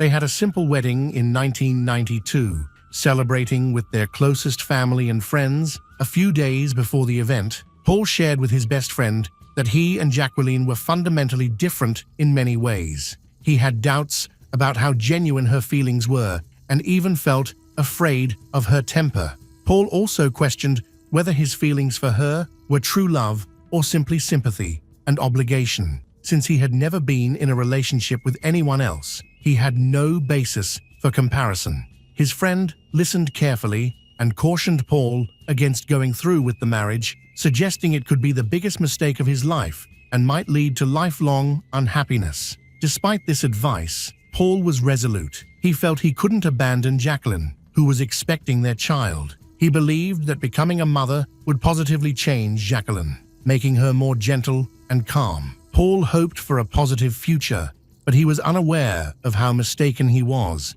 Family life without love began to reveal itself. In early 1993, they had their first child, a daughter named Danielle. 6 years later, Jacqueline gave birth to their son. Paul worked hard to support his family and ensured they had everything they needed. After their second child was born, the Crimbles decided to move to a larger home and bought a cozy 3-bedroom townhouse in Armagh, relocating in 2000. By that time, Paul had a senior position in mechanical engineering and was earning a good salary. Meanwhile, his wife chose not to work, saying she preferred to take care of the household and the children. Unfortunately, she wasn't very good at these tasks. Jacqueline was often selfish, lazy, quick-tempered, and displayed aggression, even toward their children. As the children got older, Jacqueline attempted to find a job, but her argumentative and confrontational nature led to her being frequently unemployed. Instead of working, she spent most evenings at bars, drinking alcohol, while her husband stayed home to care for their daughter and son. When sober, Jacqueline was not very pleasant, but when she drank, she became aggressive, instigating conflicts, getting into fights, using offensive language, and behaving inappropriately with various men. Any attempts to ask her to behave more appropriately were met with hostility, making her unpredictable. Neighbors and family friends were aware of the situation, felt sympathy for Paul and the children, who were most affected by Jacqueline's behavior. Living in a small, quiet town, many people knew about her troubles and tried to steer clear of her. Her negative reputation impacted her husband and children, causing them to face issues with their peers at school. Jacqueline instilled fear in her family, as she could become aggressive at any time. Paul tried to tolerate the situation, but it was evident to his friends, family, and co-workers that he was uncomfortable around Jacqueline, or even when she was mentioned. Many advised him to leave her, but Paul was worried about losing custody of their children. During disagreements, Jacqueline would quickly threaten to prevent him from seeing their daughter and son. She also warned him that she could enlist her male acquaintances from bars to harm him. Consequently, Paul often surrendered to her demands and remained quiet. On the morning of June 20th, 2004, Jacqueline called emergency services, urgently asking for help. She reported that 3 strangers had invaded her home, attacking both her and her husband. They had tied them up and attempted to rob them before escaping in their car, taking her husband with them. When police officers and medics arrived at their home, they found Jacqueline with her hands bound behind her back using a plastic cable tie, but her legs were free, suggesting she had managed to partially escape. Interestingly, she showed no visible injuries or bruises, despite claiming that the attackers had beaten them. Thankfully, their children were not at home, as they had gone to spend the weekend with their paternal grandparents. Jacqueline recounted that the night before, she and her husband had gone to a bar, to unwind. After having a few drinks, they returned home after midnight. As Paul was about to open the front door, 3 masked individuals suddenly emerged from the shadows and forced their way inside. The intruders, armed with a gun, restrained the couple, physically attacked them, demanded money, and banned substance. Paul attempted to compromise with them, pleading for their release and promising not to contact the police. But this only made the attackers more aggressive. They struck him multiple times and began to suffocate him with a plastic bag, while Jacqueline looked on in horror. When the intruders realized there was no cash or illegal substances in the house, they decided to take the car, but inexplicably took Paul with them, leaving Jacqueline tied up and alone. After the criminals took Paul away, Jacqueline was able to reach the phone and call the police, using her toe to dial. She believed her husband might still be alive and urgently pleaded with the detectives to rescue him. Despite her frantic situation, Jacqueline seemed unusually calm, but the authorities found no reason to doubt her at the time. The investigators to start gathering evidence at the crime scene. They sought any information about the attackers, but Jacqueline stated that the criminals wore masks and she couldn't remember any distinguishing features like their clothing, speech, or physical traits. All she could confirm was that there were 3 male assailants. By Monday morning, less than a day after the attack, the search had begun. The Crimble family's car was found abandoned 3 miles from their home, parked in a deserted alley next to an empty house. Inside the trunk, authorities discovered the mutilated body of Paul. He showed clear signs of beating and torture. His hands were tied behind his back, his legs were bound with a cable tie, and his body was marked with numerous bruises. These criminals left no evidence behind, which was odd. When Jacqueline was informed about this horrifying discovery, she remained calm. It seemed that the violent loss of her husband, the father of her children, did not affect her much. Although she attempted to show surprise and grief, she did not shed a single tear and instead asked when she would be able to get her car back. Her unusual reaction raised suspicions, leading the police to scrutinize her. At first, Jacqueline's story was accepted without question and regarded as the only trustworthy version of events. However, her odd behavior as a widowed mother of 2 raised doubts among law enforcement, leading them to suspect she might be dishonest. Investigations revealed that her marriage to Paul had been deteriorating for a long time, and she was not an exemplary wife or mother. Neighbors, acquaintances, even her own children and parents had negative things to say about her. Additionally, it emerged that Jacqueline had been involved with a man named Roger Ferguson for several months. Roger, who lived with his mother on a farm in Armagh, was frequently seen with Jacqueline at various entertainment spots in town, where they were drinking. He would also visit her at home while her husband was at work and the children were at school and daycare. A day after the disfigured body was discovered in a car, Jacqueline went from being seen as a victim to the primary suspect, with Roger now viewed as a potential accomplice. While there were no reports of suspicious individuals seen in town, nearly everyone who had interacted with the victim shared negative opinions about her. It was soon discovered that the deceased man had an insurance policy worth £300,000 British pound, which would go to his wife upon his death. This created a potential motive for the investigation. Before, Jacqueline stated that she was able to call for help by using her toe on a button phone. However, during the first inspection of the crime scene, investigators observed that the phone was on the coffee table face down, while her hands were tied behind her back. This made it impossible for her to have flipped the phone over after making the call or to have dialed for help if it had been in that position from the beginning. Their computer search history showed unusual inquiries. Someone had been searching for information about life insurance payouts and procedures related to the death of a policyholder for several months. When Jacqueline was questioned about this, she insisted she had no knowledge of it and suggested that Paul might be interested. Roger, suspected of being an accomplice in the crime, had a strong alibi. His mother stated that he had stayed home all night because he was feeling unwell. She mentioned that, around 1:30 a.m., she was looking in the medicine cabinet for something to treat his stomach problems. Despite her convincing account, police did not remove her son from the list of suspects. The police tracked the suspects' locations on the night of the crime using their cell phone signals and found that Roger was not at home, as his mother had claimed. Instead, he was at the Crimbles' house for several hours. Roger continued his relationship with Jacqueline, and they were seen together at a bar the day after Paul's funeral. Interestingly, Jacqueline and Roger also visited a car dealership together to look at SUVs and discuss financing options for such a costly purchase. Roger's mother was with them during this visit, which raised further suspicions. The police believed that they had already made plans for how to use the insurance money following Paul's death, and they suspected that Roger's mother was likely aware of this. During interrogations, Jacqueline maintained that she never cheated on her husband and had no intention of harming him, but no one believed her anymore. Before the tragedy, she had started a job as a caregiver at a nursing home, but was fired within weeks due to ongoing conflicts and dishonesty. Despite this, she didn't inform her husband and pretended to go to work or have night shifts while staying at her lover Roger's house. Her deception was uncovered by chance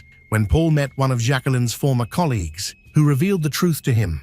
When Paul confronted Jacqueline, it led to another heated argument. She threatened to leave him for her lover, take the children, and prevent him from interacting with them, which became Paul's biggest fear. To avoid losing his family, he chose to overlook her infidelity and could only confide in his closest friend, who later served as a witness in court, recounting Paul's situation. A cunning plan was in the works. Roger was not very bright. He was somewhat gullible and easily influenced. Jacqueline quickly took control over him, using her charm to make him do whatever she wanted. He would readily fight for her, which made her feel important. He was likely in love with her and believed everything she said. Meanwhile, Jacqueline complained to Roger about her husband, claiming he was rude, cruel, even abusive. Although these accusations were untrue, with each complaint, Roger grew to hate Paul more, thinking he was hurting Jacqueline and was the main reason for their unhappiness. Jacqueline planted the idea in Roger's mind that if her husband were gone, all their problems would disappear, allowing them to be together while also gaining a significant amount of money for a comfortable life. About 2 weeks before the tragedy, Jacqueline looked for people to help her commit the crime for money. However, after thinking it over, she and Roger decided against that plan. They believed they could do it themselves without leaving evidence or witnesses, ensuring they would receive the full insurance payout. On Friday, June 18th, Jacqueline took the children to spend the weekend with their grandparents. On Saturday, she encouraged her husband, Paul, to go out for drinks, to unwind and have a conversation. Paul happily agreed, believing it could improve their relationship, but he didn't realize it was a setup for something far worse. That night, patrons at the bar observed Jacqueline making significant efforts to intoxicate her husband, who doesn't drink. She bought multiple drinks and nearly forced him to take one shot after another. After midnight, she helped her unsteady husband leave the bar, and they were captured on surveillance cameras. This was the last time Paul was seen alive. The investigation uncovered a major timing issue. The bar was a 10-minute walk from the Crimble home, and the attack happened right after they returned, lasting no more than 15 minutes. Jacqueline stated that her husband was kidnapped afterward and taken away in their car, prompting her to call the police immediately. However, there was a gap of about an hour and a half between when they were captured on camera and when she contacted the police. Investigators suspected that this time was used by the perpetrators to cover up their actions and make the attack appear to have been committed by other individuals. Additionally, it seemed that Jacqueline deliberately got her husband drunk so he would be unable to fight back. She claimed that the attackers kicked Paul while he was incapacitated and then began to strangle him by placing a plastic bag over his head and securing it with tape. The injuries found on the deceased confirmed her story, but by that point, the police were almost certain that the attackers were Jacqueline and her lover, Roger Ferguson. After a thorough investigation of the crime scene, clear evidence was uncovered. Detectives found a partially erased footprint of a man's shoe that had been poorly cleaned. The tread pattern matched Roger's shoes, but this alone is considered circumstantial evidence. More concrete evidence against the criminal couple emerged as well.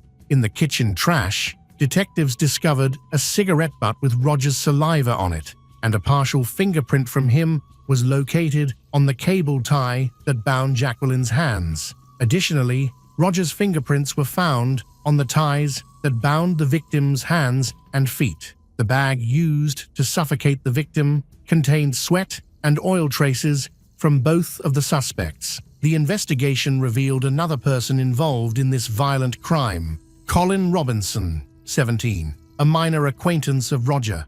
On the night of the attack, Roger called Colin to ask for an unspecified favor. Following Roger's instructions, Colin parked his car at the end of the street and walked to the house to avoid drawing attention. However, when Colin realized the situation, he wanted to escape, but Roger threatened him with a knife and coerced him into helping move the body into the car's trunk.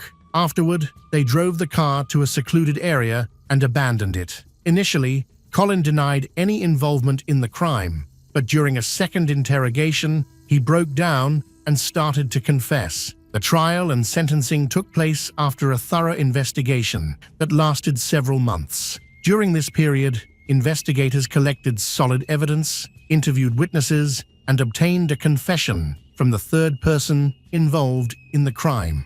However, the trial only started in spring 2007, nearly 3 years after Paul Crimble was killed. On May 7, 2007, Jacqueline Crimble and Roger Ferguson were convicted of premeditated murder with the intent of collecting insurance money. Jacqueline received a 20-year prison sentence, while Roger, her lover and accomplice, was sentenced to 18 years. Colin Robinson, the young accomplice, received a 3-year sentence for aiding the criminals and trying to conceal the criminal. Additionally, Roger's elderly mother was also held accountable for perjury and giving a false alibi for her son. Given her old age and serious health issues, she was sentenced to only 1 year of probation. Jacqueline sought revenge on her own children. Even while in prison, she felt bitterness towards her family for not supporting her during her trial and for their relief at her imprisonment. Her own mother even stated that people like Jacqueline should be kept away from society to prevent them from causing harm. Strikingly, just days after her husband's funeral, Jacqueline destroyed all of his belongings and photographs, wanting nothing to remind her of him. However, Danielle managed to save a few pictures of her father, hiding them in her bedside table without her mother's knowledge. The £300,000 insurance payout, for which Paul was murdered, went to his children. The children lost both of their parents in an instant, but their difficulties continued. Their mother was fiercely opposed to allowing either her parents or the parents of her deceased husband to take care of them. She fought hard to deny them guardianship rights, which led to the children entering foster care, even though they had living grandparents. At the time of the tragedy, Danielle was just 11 years old, and her brother was only 5. Jacqueline managed to keep her parental rights and tried to manipulate her children from prison. She wanted them to publicly claim her innocence and used various pressure tactics to do so. For instance, she promised to approve their school trips if they visited her in prison, but she tricked them. During the visit, she insisted they testify for her and refused to sign the permission slip. As a result, they were the only ones in their class who couldn't go on weekend trips. Danielle is now living in Basingstoke, working at a daycare and in a relationship with Simon Bryce, an engineer, her brother, who has a solid education and has relocated to London. The harrowing tale of Jacqueline and Paul Crimble underscores the devastating consequences of a marriage sustained by obligation rather than love, trust, or respect. Jacqueline's calculated murder of her husband, driven by greed for a £300,000 insurance payout, and executed with chilling ruthlessness alongside her lover, Roger Ferguson, not only claimed Paul's life, but also irreparably fractured their family. The children, Danielle, and her younger brother were left to grapple with the loss of their devoted father and the betrayal of a mother whose cruelty persisted even from behind bars. Despite inheriting the insurance money, no financial remedy could heal the emotional wounds inflicted by Jacqueline's actions or restore the stability stolen from their childhoods. This case serves as a stark cautionary tale. Clinging to a toxic relationship under the guise of duty or societal pressure can lead to catastrophic outcomes, leaving a trail of heartbreak and irreparable loss. Larissa Rodriguez grew up in a humble but close-knit family. Her parents were modest and reserved. They raised her with strong values of integrity, a strong work ethic, and family loyalty. From an early age, Larissa showed remarkable discipline. She trained in gymnastics, later graduated with a degree in sports science, and worked as a trainer and instructor at a fitness club. She led a healthy lifestyle, avoided harmful habits, meticulously cared for her well-being. She had only one serious relationship with Luis Antonio Garnica, who became her first partner and later her husband. To the family, he seemed quiet and polite. Larissa believed in the ideal of a strong family, and despite strains in their relationship, she remained committed to preserving the marriage. Luis came from a well-off background. His father had served as mayor of Pontal, and Luis himself was trained in medicine. But behind that veneer of success, he was self-centered and calculating. According to Larissa's relatives, at the beginning of their relationship, he had no steady income and depended on Larissa's mother, who sent him home, cooked meals over time. Despite having a diploma, his finances never improved, and he struggled to support two parallel lives, his official marriage and a secret relationship. His standing among Larissa's friends and family deteriorated. He grew increasingly withdrawn, distant, and indifferent. Even during Larissa's mother's final days, he visited only when forced. In the last months of the marriage, Luis was emotionally detached, cold, and often degraded his wife about her appearance, avoiding any real communication. Despite her efforts to reconcile, he continued to move further away, ignoring the obvious signs of their relationship's crisis. Elizabete Arabaza, Luis's mother, played a pivotal role in this story. At 68, she appeared quiet and unassuming, but in reality, she was a manipulator with a troubling history. Her former husband and her daughter claimed she had a gambling problem and was deeply in debt. There were suspicions surrounding her involvement in the mysterious death of a relative connected through financial dealings. She often asked acquaintances for money and was suspected of selling others' jewelry. Her behavior within the Garnica family drew mixed opinions. With Larissa, she maintained the image of a caring mother-in-law, yet she regularly shared confidential information with her son and withheld crucial details from her daughter-in-law. Over time, it became clear she had played a decisive role in tearing the family apart and setting the stage for the tragic events that followed. These three figures, Larissa, Luis, and Elizabete, became the central players in a chain of events whose outcomes were irreversible. In the spring of 2025, tensions between Larissa and Luis escalated dramatically. Their conflicts had become a regular occurrence, and any remaining trust was shattered. Luis's behavior grew increasingly distant. He often claimed to be working late or on call, but in reality, he was frequently meeting with another woman named Leticia. Larissa didn't know the woman's name at first, but she began to suspect he was seeing someone else, especially after noticing odd changes in his routine and his frequent irritation for no clear reason. Her suspicions were confirmed after she discreetly followed him one evening in mid-March. Larissa spotted Luis heading toward Letitia's house on a night he claimed to be working an overnight shift. Not long after that, she found personal items in his car, along with a medical-grade anesthetic, which clearly indicated a secretive relationship. She confided in Elizabete, her mother-in-law, hoping for understanding. Instead, Elizabete quickly told Luis about the confrontation and criticized Larissa for spying on him. Rather than receiving comfort, Larissa was told that being unfaithful is just something men do.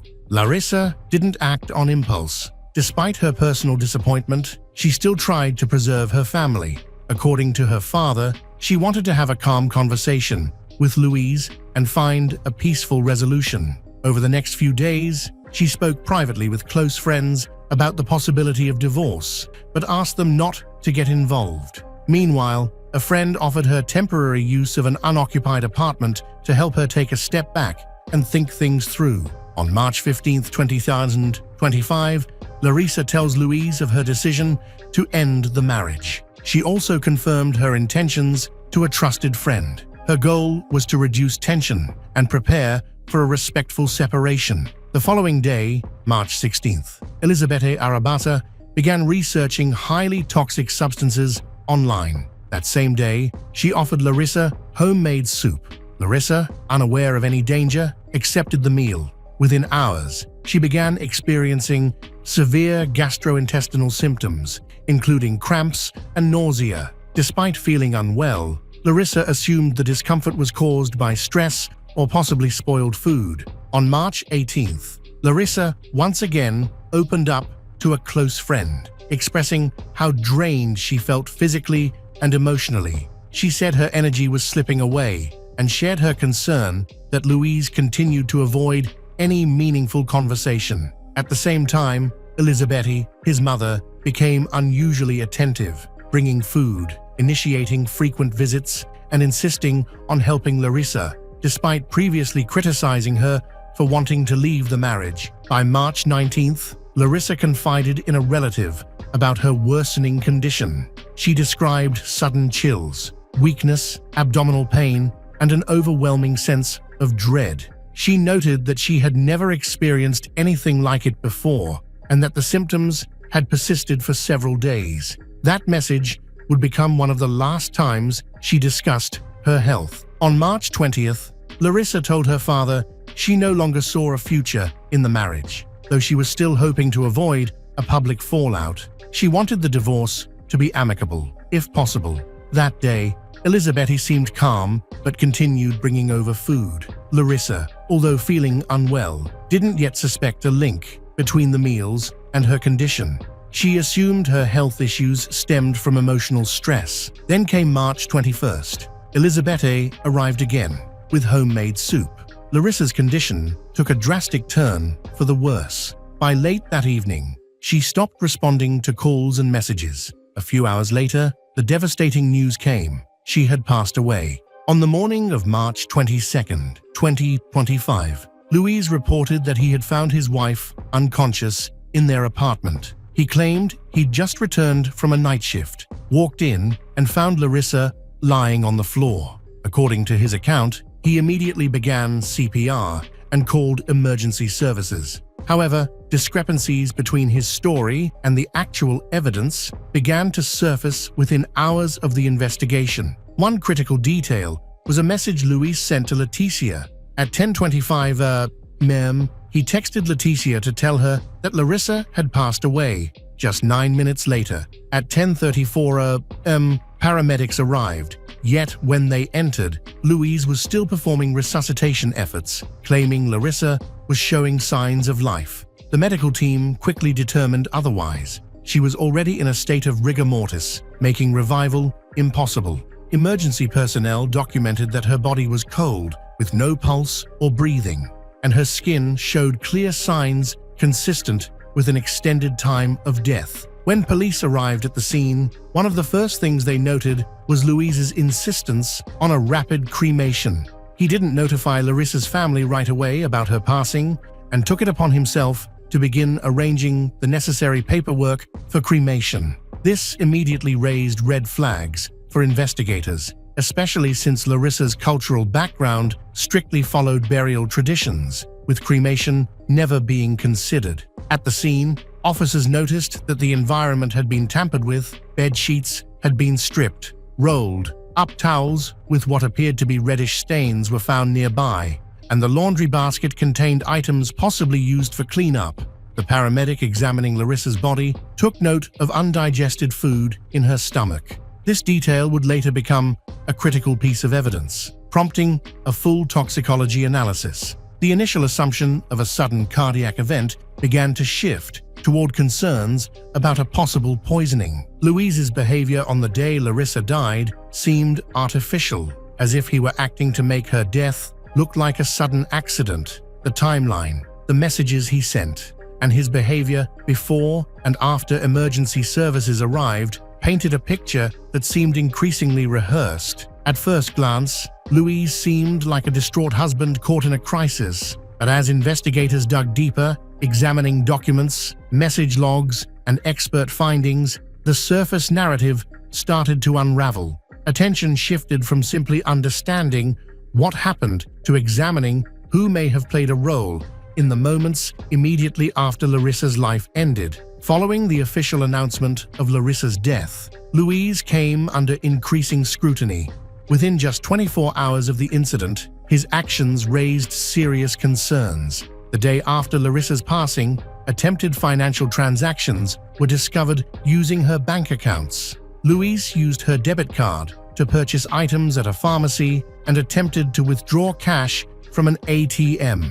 Several of these transactions were flagged and declined due to suspicious activity. One attempt to access her savings account failed because of automatic security blocks. Later, bank officials confirmed that the attempted transactions originated from devices registered to Louise. At a local bank branch in Pontal, a teller reported an unusual request. Viviani, Louise's sister, attempted to obtain account information for Larissa. Despite having no legal authority to access those records, Larissa's account was registered in a different region, and Viviani's attempt to retrieve private financial data without a formal power of attorney was officially logged as an unauthorized access attempt. This incident immediately drew the attention of investigators. Meanwhile, Larissa's family, especially her brother and father, pushed for a thorough investigation into the circumstances surrounding her death. Troubled by rumors and inconsistencies, Larissa's brother sought legal counsel from attorney. Consultations with legal representatives began on March 24th, 2 days after her death. Despite online speculation suggesting Larissa may have taken her own life, her loved ones firmly rejected that possibility. According to those close to her, Larissa had no history of mental health struggles, maintained an active lifestyle, was in therapy, and had clear plans for her future, including filing for divorce. The attorney hired by Larissa's family demanded that no cremation take place until a full toxicological analysis was completed. This move proved critical to the case. The pathologist ordered a comprehensive examination, including toxicology screenings. While the initial exam did not pinpoint an immediate cause of death, the lab tests became central to developing the leading theory. At the same time, investigators focused on digital evidence. Combing through text messages, GPS data, and call logs, recovered chats between Louise, Viviani, and others provided deeper insight. One particularly telling exchange showed Viviani advising Louise to be cautious with their phones and not to confuse devices. In another message, she reminded him to mention a supposed history of heart conditions in Larissa's family when speaking to authorities. These texts were interpreted as an attempt to shape a false narrative and create a medically plausible explanation for what had occurred. While the investigation remained active, the family's lawyer successfully petitioned to freeze all of Larissa's financial accounts and restrict access to her assets. Authorities across relevant agencies were notified. These legal safeguards were essential in preventing further unauthorized actions by Louise and those allegedly working with him. At this point, investigators completely ruled out her own life. Every move Louise and Viviani made following Larissa's passing appeared calculated, aimed at reducing exposure and covering their tracks. These patterns were sufficient to launch the formal phase of criminal proceedings. Roughly 1 month before Larissa passed away, another family member died under mysterious circumstances, Natalia, daughter of Elisabetti. At the time, the incident received no public attention. Natalia lived in Pontal with a long-term partner in a domestic relationship. Shortly before her death, she had a major falling out with her mother. Elisabetti strongly opposed Natalia's plans to start a family and become a parent. Their arguments centered around inheritance issues and shares in the family business. Following the disagreement, Natalia's partner left the house, leaving her alone with Elizabeth, something relatives later described as highly unusual. In the days that followed, Natalia complained of feeling increasingly unwell. However, Elizabeth never sought medical help or contacted emergency services. Instead, she reached out to Louise and Viviani, who were in another city at the time. The drive from Ribeirão Preto to Pontal takes approximately 40 minutes. During this time, Natalia remained without assistance. By the time Louise and Viviani arrived, Natalia's condition had deteriorated significantly. She was later taken to a hospital where she died. Eyewitnesses claimed that despite his medical training, Louise didn't advocate for emergency care and seemed more focused on when the death certificate would be issued. This detail was documented and became the subject of further investigation. Initially, Natalia's death was classified as natural, but as Larissa's case unfolded, new findings began to cast serious doubt on that conclusion. One red flag was the unexplained death of Natalia's dog. 2 weeks before the tragedy, relatives reported that the dog had no known health issues. Authorities approved the exhumation of the pet for toxicology testing based on the theory that poison might have been tested on the animal. Natalia's father, Antonio, revealed during questioning that Elizabeth was facing serious financial problems. He stated Elizabeth had debts exceeding 300,000 reais, some of which were linked to gambling. Natalia held a 16% share in the family business, which, because she had no dependent children, passed directly to her mother upon her death. Antonio also testified that not long before she passed, Natalia had mentioned receiving threats from her mother regarding her personal life. Elizabeth's alleged efforts to secure full control over those assets led to major tensions with her ex-husband. Further disturbing details emerged about Elizabeth's past. Years earlier, a friend recalled a strange episode. After having tea with Elizabeth, she experienced sharp abdominal pain, followed by unconsciousness. Emergency care saved her, and doctors later suspected a toxic substance had been involved. However, that case was never formally investigated. As Larissa's story gained public attention, more people connected to the Garnica family began stepping forward, sharing concerns about Elizabeth's behavior. After reviewing the series of suspicious patterns, investigators reached a preliminary conclusion. Natalia may have been the first confirmed victim, and her dog potentially part of a test run for what followed. The combination of poisoning, delayed medical response, concealed symptoms, and a motive rooted in inheritance formed a disturbing picture. From this point forward, the case took on a much broader scope. A deeper analysis of these incidents revealed a consistent pattern in Elizabeth's financial behavior. She repeatedly sought new sources of income, pressured those close to her, and manipulated legal access to property and assets. After Natalia and Larissa passed, these tactics intensified in the context of mounting debts and financial instability. Her motives became a central focus of the investigation. Amid the dual investigations into the deaths of Larissa and Natalia, law enforcement began uncovering information that hinted at additional potentially criminal episodes linked to Elizabeth Arabati. The case involved a woman who had been friendly with Elizabeth. Years after an odd incident, she finally spoke out. Following a tea visit at Elizabeth's home, she suddenly felt dizzy, nauseous, and disoriented. Elizabeth offered her a headache remedy, a blue capsule. She took the pill, but was later hospitalized that night with suspected poisoning. Doctors documented toxic exposure to an unknown substance, but the woman never filed a report at the time.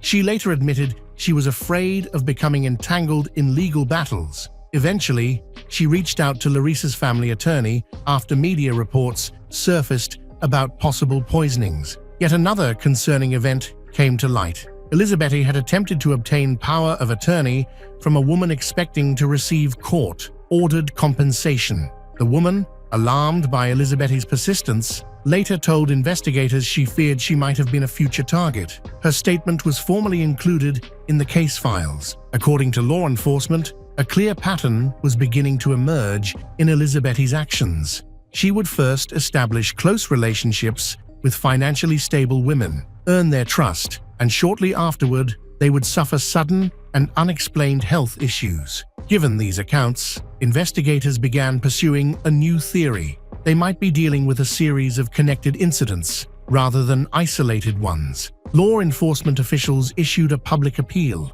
urging anyone who had experienced suspicious behavior from Elisabetta Arabazza to contact authorities. Once the toxicology reports came in, the investigation entered a decisive phase. Forensic specialists confirmed the presence of a compound derived from chumbinho, a banned toxic substance in Larissa's system.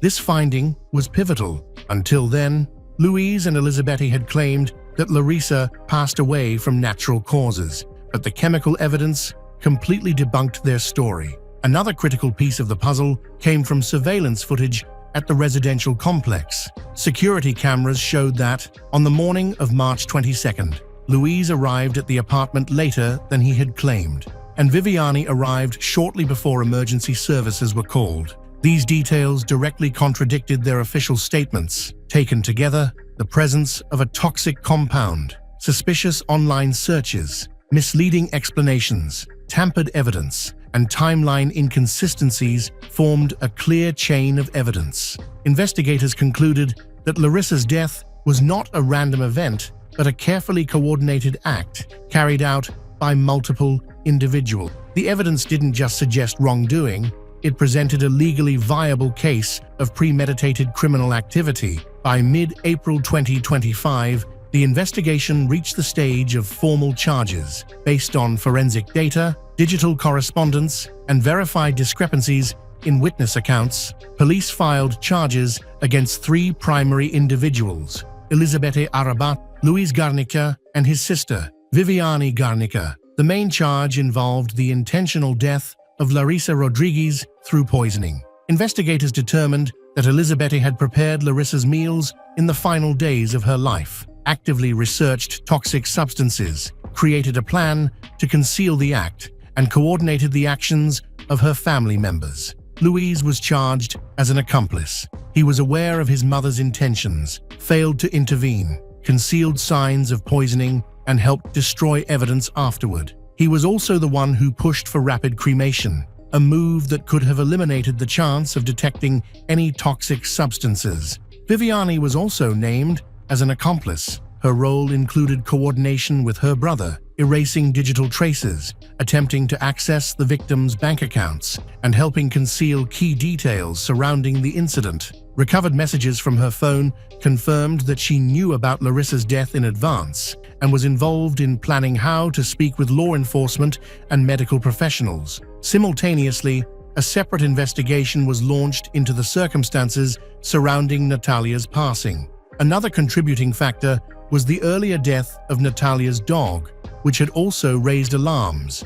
While formal charges in Natalia's case had not yet been filed, the evidence was placed in a separate investigative file. The charges against all three individuals were formally submitted to the district attorney's office. Each was summoned for questioning. Following the interrogation, both Elisabetta and Louise were taken into custody. Viviani was placed under travel restrictions, required to remain within the region, and ordered to surrender her passport. Meanwhile, the court approved a request to seize Garnica family assets and freeze all accounts tied to the suspects. The case sparked significant public interest. Journalists, advocacy groups, and legal experts began a national conversation about the shortcomings in addressing domestic aggression, legal loopholes in women's protection, and missed warning signs. Many pointed out that the tragedy might have been avoided had social services intervened earlier. At this point, the charges have been formally established, and the investigation has completed the collection of core evidence. Next, the trial will proceed, with the expectation of revealing the whole truth to the public. It was just after 4:30 in the morning when the tracking app on Sade Robinson's phone suddenly went dark. Earlier that night, she had left work, excited about her first date with a man she'd recently met. By sunrise, her car was in flames, and along the shores of Lake Michigan, something unimaginable was waiting to be discovered. Sade Robinson was born in 2004 in Vicksburg, Mississippi. She is the daughter of Sheena Scarborough, and Carlos Robinson. Her life changed early on. When she was just a year old, her parents separated. Sade then moved with her mother to Milwaukee, settling into her grandparents' home. This city would become the backdrop of her formative years and the place where her vibrant personality began to bloom. From the start, Sade stood out. She was curious, energetic, and always eager to learn about the world around her. She approached every activity, from soccer to Girl Scouts, with great enthusiasm. These early experiences not only allowed her to shine, but also helped shape her natural skills in leadership, teamwork, and discipline. Though Sade's father lived in Florida, she maintained a close bond with him. Frequent visits between states became a routine part of her life, and through them, she developed a rare sense of independence and responsibility at a young age. As she grew older, Sade's passions began to take clearer form. She was drawn to the arts, especially rap music and dance, where she could express herself freely. But her dreams weren't limited to the creative world. She also felt a deep desire to serve her country and envisioned herself someday joining the armed forces. Her academic record was equally impressive. Sade was known as a standout student, always focused and determined. Yet, even with her achievements, she wasn't immune to challenges. During 7th grade, she encountered difficulties at school. As a result, she made the brave decision to relocate to Florida and live with her father, seeking a fresh start. Once again, Sade showed resilience in her new environment. She continued to excel, both socially and academically. Teachers and peers alike admired her focus, her ambition, and her quiet confidence, one that was rooted in strength rather than pride.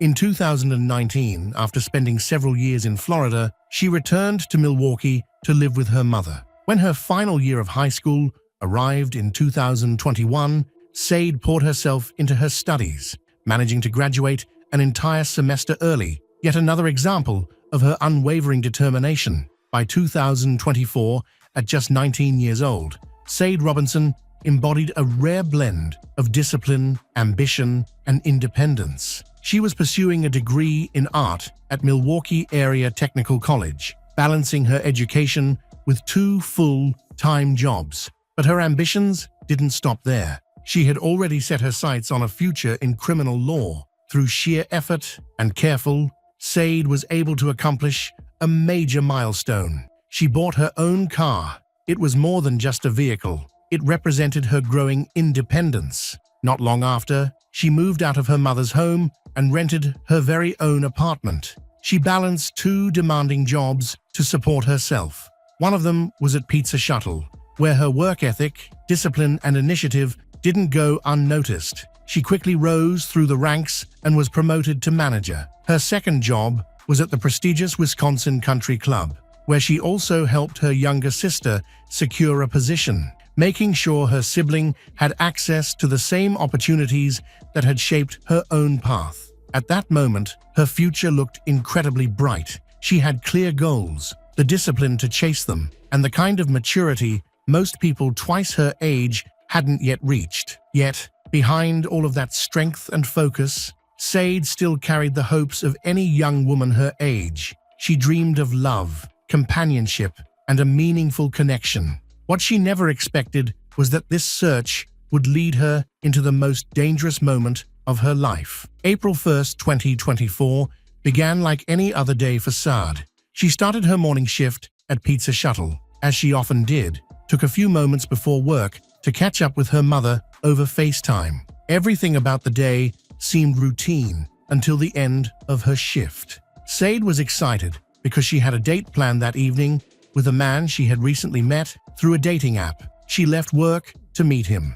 That would be the last time anyone in her group would see or hear from her. The following day, April 2nd, Sade didn't show up for her shift. She hadn't called in sick or left a message, which was completely out of character. Concern quickly spread among her co-workers. They began texting and calling her, hoping for an explanation, but there was no reply. Her family and close friends also began to worry. None of them had heard from her since the day before. As hours passed without a word, worry turned into panic. Those closest to her knew something was wrong. This was a chilling and inexplicable silence. As night fell and still no answers emerged, one of Said's friends made the police and report her missing. Before doing so, she checked Said's most recent social media activity and found something crucial: a Snapchat post of Saad. The timestamp was around 9 p.m. on the night of April 1st. That would be the final digital trace Saad left behind. On April 3rd, with no updates and mounting concern, police officers went to Saad's apartment. They knocked on the door, but there was no answer and no sounds from within. Unbeknownst to them, authorities elsewhere in the city had already made a horrifying discovery. At around 7:30 a.m. on April 2nd, 2024, the Milwaukee Fire Department received a report from local residents about a car on fire. When emergency crews arrived, they found thick smoke and flames engulfing a 2020 Honda Civic. The vehicle had been abandoned and was burning rapidly. Firefighters managed to contain the blaze. No one was inside the car, but the contents of the trunk raised immediate concern. A black coat, a pair of ripped jeans, and other women's clothing, charred but still identifiable. A cell phone, partially damaged by heat, was also recovered. The authorities now had physical evidence, but they still needed to know who the car belonged to. That answer would come soon, and it would change everything. Later that same day, Milwaukee County Sheriff's deputies were called to a different location. A man waiting for a friend had been walking along the edge of a park's beach when he stumbled upon something horrifying: a human leg lying near the shoreline.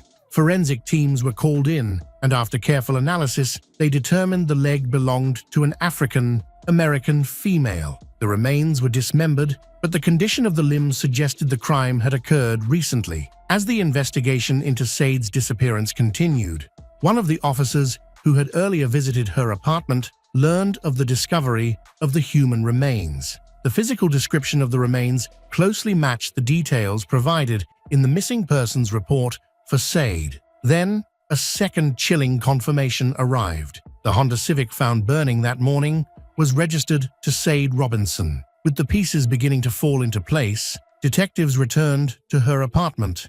They spoke with the building's maintenance worker, who revealed that he had seen Said on the morning of April 1st. She seemed excited and said she was looking forward to a date after her shift. Investigators pulled the building's surveillance footage, which showed Said leaving her apartment at 9 p.m. On April 1st, she never returned.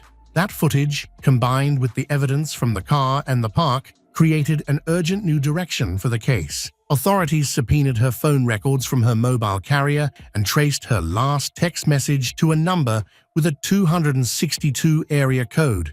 They didn't yet know who the number belonged to, but the content of the exchange made it clear it was the man she had planned to meet that night. Using that lead, police began cross-referencing phone data with surveillance footage. It soon emerged that Said and her date had met at a local venue called the Twisted Fisherman. Footage from the bar and witness statements from staff confirmed their presence there that evening. Another key piece of evidence came from the same friend who had filed the missing persons report. She revealed that she had access to Said's location through an app called Life 360, commonly used to track friends and family in real time.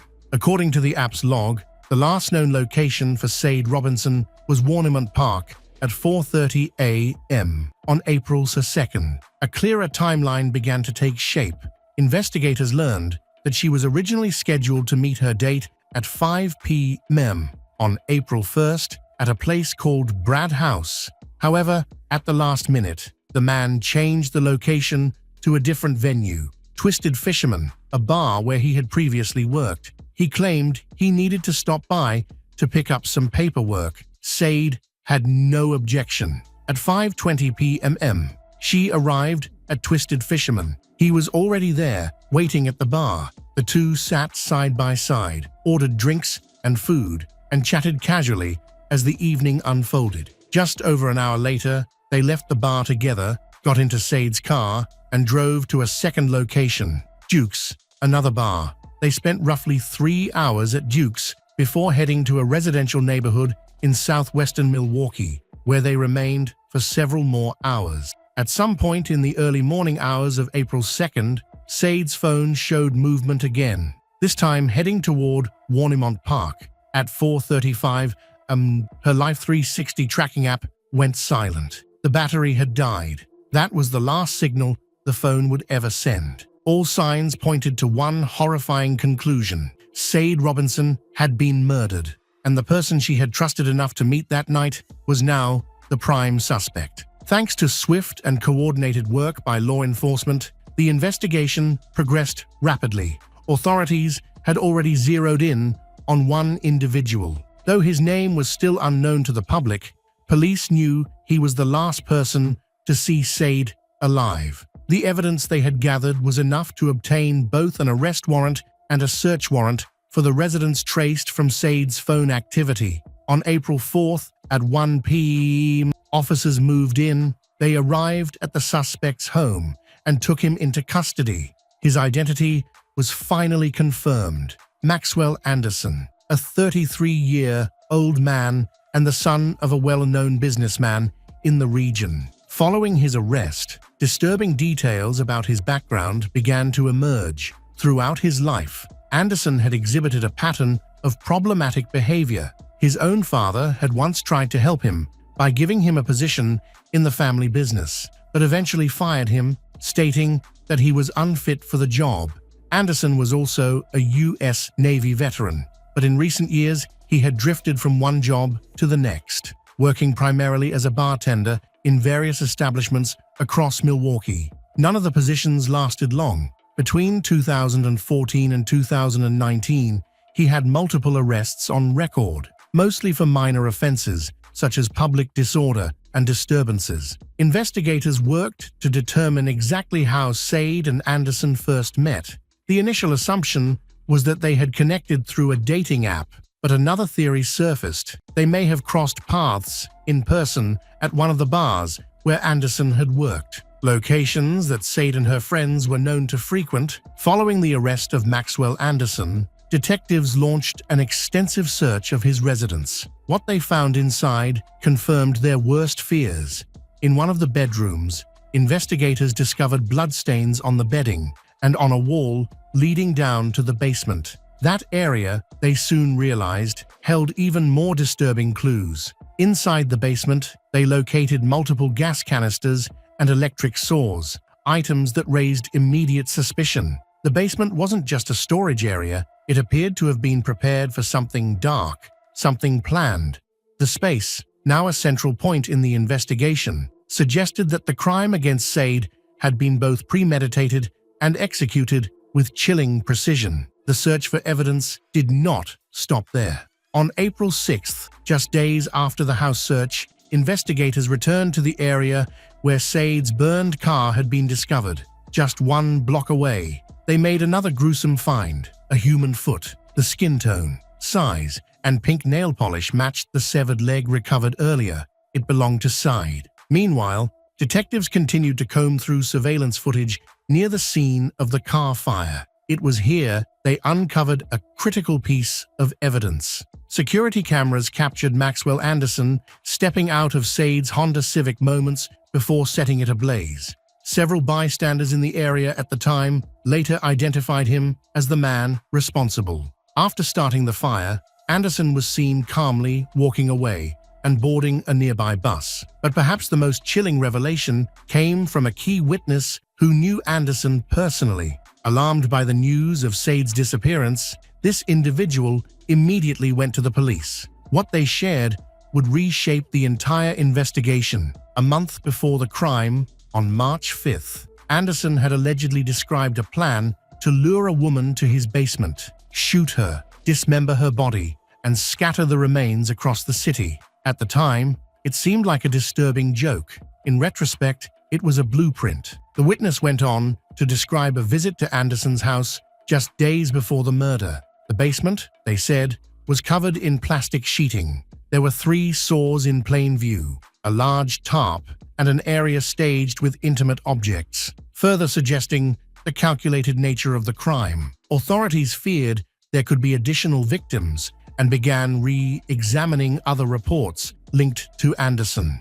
In February 2024, a woman came forward claiming that after meeting Anderson at a bar, he invited her to his home. Once there, she began to feel unwell, leading her to suspect he had drugged her drink. She escaped before anything could happen. That escape may have saved her life. With mounting evidence, physical, digital, and testimonial, the prosecution built a powerful case. On April 12th, just 10 days after Sade Robinson vanished, Maxwell Anderson was formally charged with first-degree intentional homicide, mutilation of a corpse, and arson to conceal a crime. Though Anderson continued to claim innocence, the case against him was overwhelming. On the morning of June 6, 2025, the courtroom in Milwaukee was silent and tense. Families, reporters, and community members filled every seat. After months of grief, outrage, and unanswered questions, the moment had finally arrived. The jury had reached its decision. It took less than a day of deliberation. By 9:00 a.m. the next morning, their verdict was ready. Maxwell Anderson found guilty on all counts. First-degree intentional homicide, mutilation of a corpse, hiding a corpse, arson. It was official. The man who had lured 19-year-old Sade Robinson on a first date only to brutally kill and dismember her was now legally responsible for one of the most horrifying crimes Milwaukee had ever seen. The trial had laid bare every excruciating detail. Jurors were shown hundreds of surveillance images and forensic photographs. They listened to the testimony of dozens of witnesses. They saw snapshots of Sade in her final hours, alive, vulnerable, and unaware of the fate awaiting her. The prosecutor made the case clear. Sade was killed inside Anderson's home. He later dismembered her body, her remains, legs, arms, torso, even her right breast were scattered across counties. Some were found in the lake, others washed ashore, and in an attempt to erase it all, he set her car ablaze and walked away. Maxwell Anderson did not testify, and his defense team called no witnesses. His lawyer claimed the murder wasn't planned. However, the evidence suggested otherwise, revealing a sequence of events that started like any other night but culminated in horrifying violence. Sade Robinson was ambitious and full of potential. She was a student at Milwaukee Area Technical College, held 2 jobs, and was actively shaping her future. That future was taken from her. Now, justice has been served. Sentencing is scheduled for August 15th, but for her loved ones, the real sentence is something far greater: life without her. Christopher Moyer was born on May 21, 1967, into a middle-class family. He valued independence and believed that education was the key to achieving it. Although he didn't have many friends, this didn't bother him much, as he spent most of his free time studying. After finishing school, he attended college, where he developed a strong interest in computers and technology. His dream was to become self-employed after earning his degree. Beyond his career goals, he also dreamed of starting a family. By 2010, Christopher was 44 years old and had realized his aspirations. He was self-employed, working as his own boss, and happily married. He lived in a spacious house in Pennsylvania with his wife and son.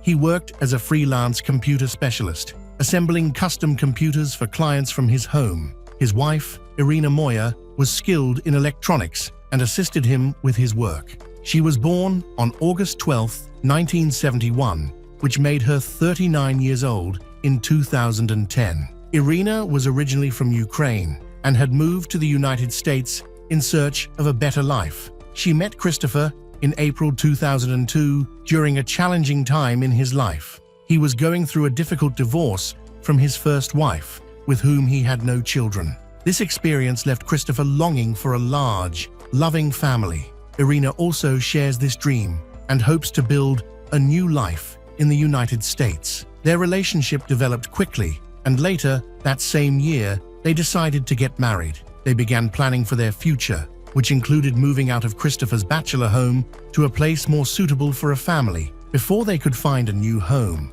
Irina discovered she was pregnant. In 2003, they purchased a large, cozy house in a quiet suburb of Orrington. The area was peaceful, scenic, and much safer than the bustling city where Christopher had previously lived. Although the local residents formed a close-knit community, the Moyers were more reserved, choosing to keep to themselves. Over the years, neighbors described them as withdrawn and rarely seen in the neighborhood. While they didn't socialize or attend local gatherings, they weren't entirely disconnected. For example, Christopher once arranged for shared use of a snowblower with his neighbors. However, in most cases, the family preferred solving problems independently. On September 25, 2003, Irina gave birth to their first and only child, Dylan Moyer. By 2010, Dylan was 7 years old and thriving in school.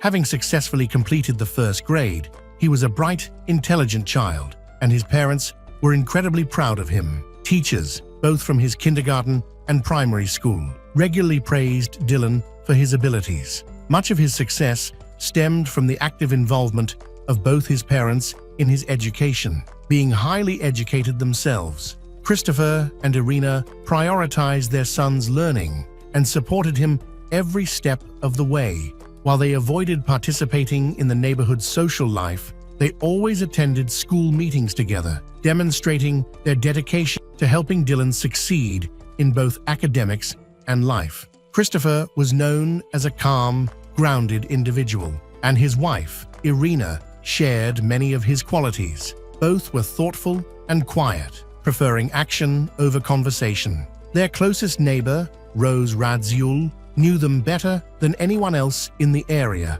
Although they were on friendly terms, Rose described Christopher and Irina as reserved, meek, and silent. Their interactions with her rarely extended beyond simple greetings and polite exchanges. Notably, Rose noticed that Christopher had a tendency to be controlling and domineering towards Irina. She noticed that Irina seemed to become more withdrawn when she was with Christopher, often avoiding communication so as not to upset him. Their son, Dylan, however, was different. Teachers regarded him as an exceptionally bright and curious boy. By kindergarten, he had a vocabulary beyond his years and often impressed or puzzled adults with his questions. Dylan's primary school teacher was particularly fond of him, recognizing his great potential early on. Instead of playing typical games for children his age, Dylan showed an interest in scientific literature, often reading during his free time. Like his parents, he was not highly social, but he maintained good relationships with his peers. Irina was described as a loving and devoted mother who prioritized her son's well-being and development. Despite her shy and unsociable personality, Christopher, similarly, was regarded as a caring father, deeply invested in Dylan's well-being. According to relatives, the family had created a warm and nurturing home environment, rooted in love for each other and their child. A few months before the tragedy, the family had even taken a trip to Disneyland, making the events of June 17, 2011 all the more shocking. At 9:40 p.m. on that fateful Friday, 44-year-old Christopher called emergency services. He calmly confessed to killing his wife and son with a baseball bat, stating that both were dead and refusing to offer any first aid. His cold and detached tone during the call was unsettling, as if he were discussing something mundane. He gave a detailed account of the crime, describing how he had killed Irina by beating her to death before attacking their son Dylan. He even supplied his personal information and the family's home address, thanked the dispatcher, and hung up. Emergency responders rushed to the Moyer family home, where they encountered a chilling scene. When no one answered the door, authorities initially suspected Christopher had barricaded himself inside and might be armed. A note taped outside listed the names and contact details of relatives, suggesting that Christopher had prepared for what was to come.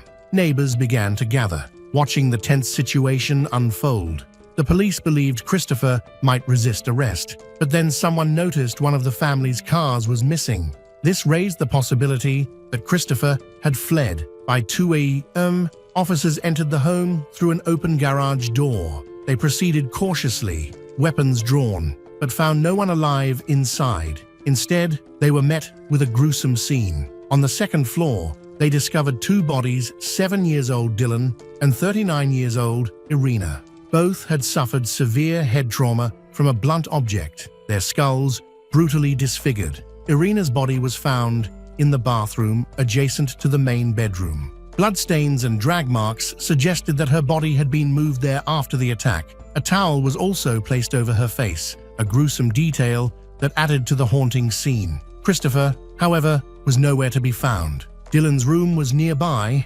He was found in his bedroom with injuries similar to those of Irina. A bloody baseball bat, believed to be the murder weapon, was lying next to his body. The bat was sent to a lab for analysis, as the caller on the emergency line had predicted. The police activity quickly attracted the attention of the neighbors, especially Rose, who was close to the family. When Rose goes to find out what is going on, she is horrified by the brutal attack on the Moya family, and is even more shocked when she hears Christopher confess over the phone that he killed his own family. The police immediately questioned Rose, hoping she might have heard or seen something since she was at home during the time of the murders. However, Rose stated that she hadn't heard any screams or disturbances, only the sound of a car engine leaving the Moya residence, which she assumed was Christopher fleeing the scene. She also noted that she hadn't noticed anything unusual or any warning signs of such a violent event. Rose shared detailed information about the family, with the police being particularly interested in Christopher, who was missing. They needed to determine the direction he might have gone in and whether he had taken a weapon with him, as one neighbor had suggested. Christopher had reportedly told the emergency dispatcher that he planned to wait for the police to arrive. Yet, for reasons unknown, he was gone by the time officers reached the crime scene. Rose described Christopher as calm and introverted, adding that she couldn't imagine him committing such an atrocity. She noted that, although he wasn't very affectionate towards his wife, they seemed happy in public, and she had never seen him argue with his wife or scold his son. Forensic experts and detectives thoroughly combed the crime scene, working to piece together what had transpired. No signs of a break-in were discovered, and all the available evidence pointed to Christopher's responsibility for the attack. Fearing that his mental state had deteriorated and that he might harm someone else, authorities launched an urgent manhunt. Despite this, Christopher's actions didn't fit the profile of a typical serial killer or maniac. 2 hours after police arrived at the house, they were still searching intensively for Christopher.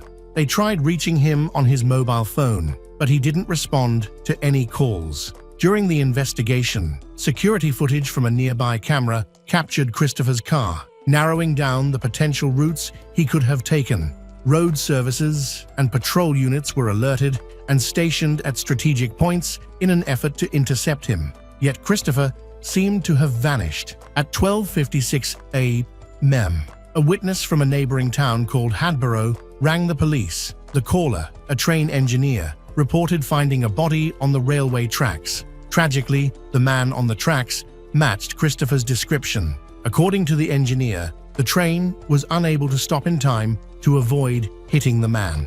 Authorities arrived at the scene and found a body later identified as Christopher through documents found in his possession. His pocket contained $300 in cash and car keys. A dark Toyota Camry, registered to Christopher, was located near the railroad crossing.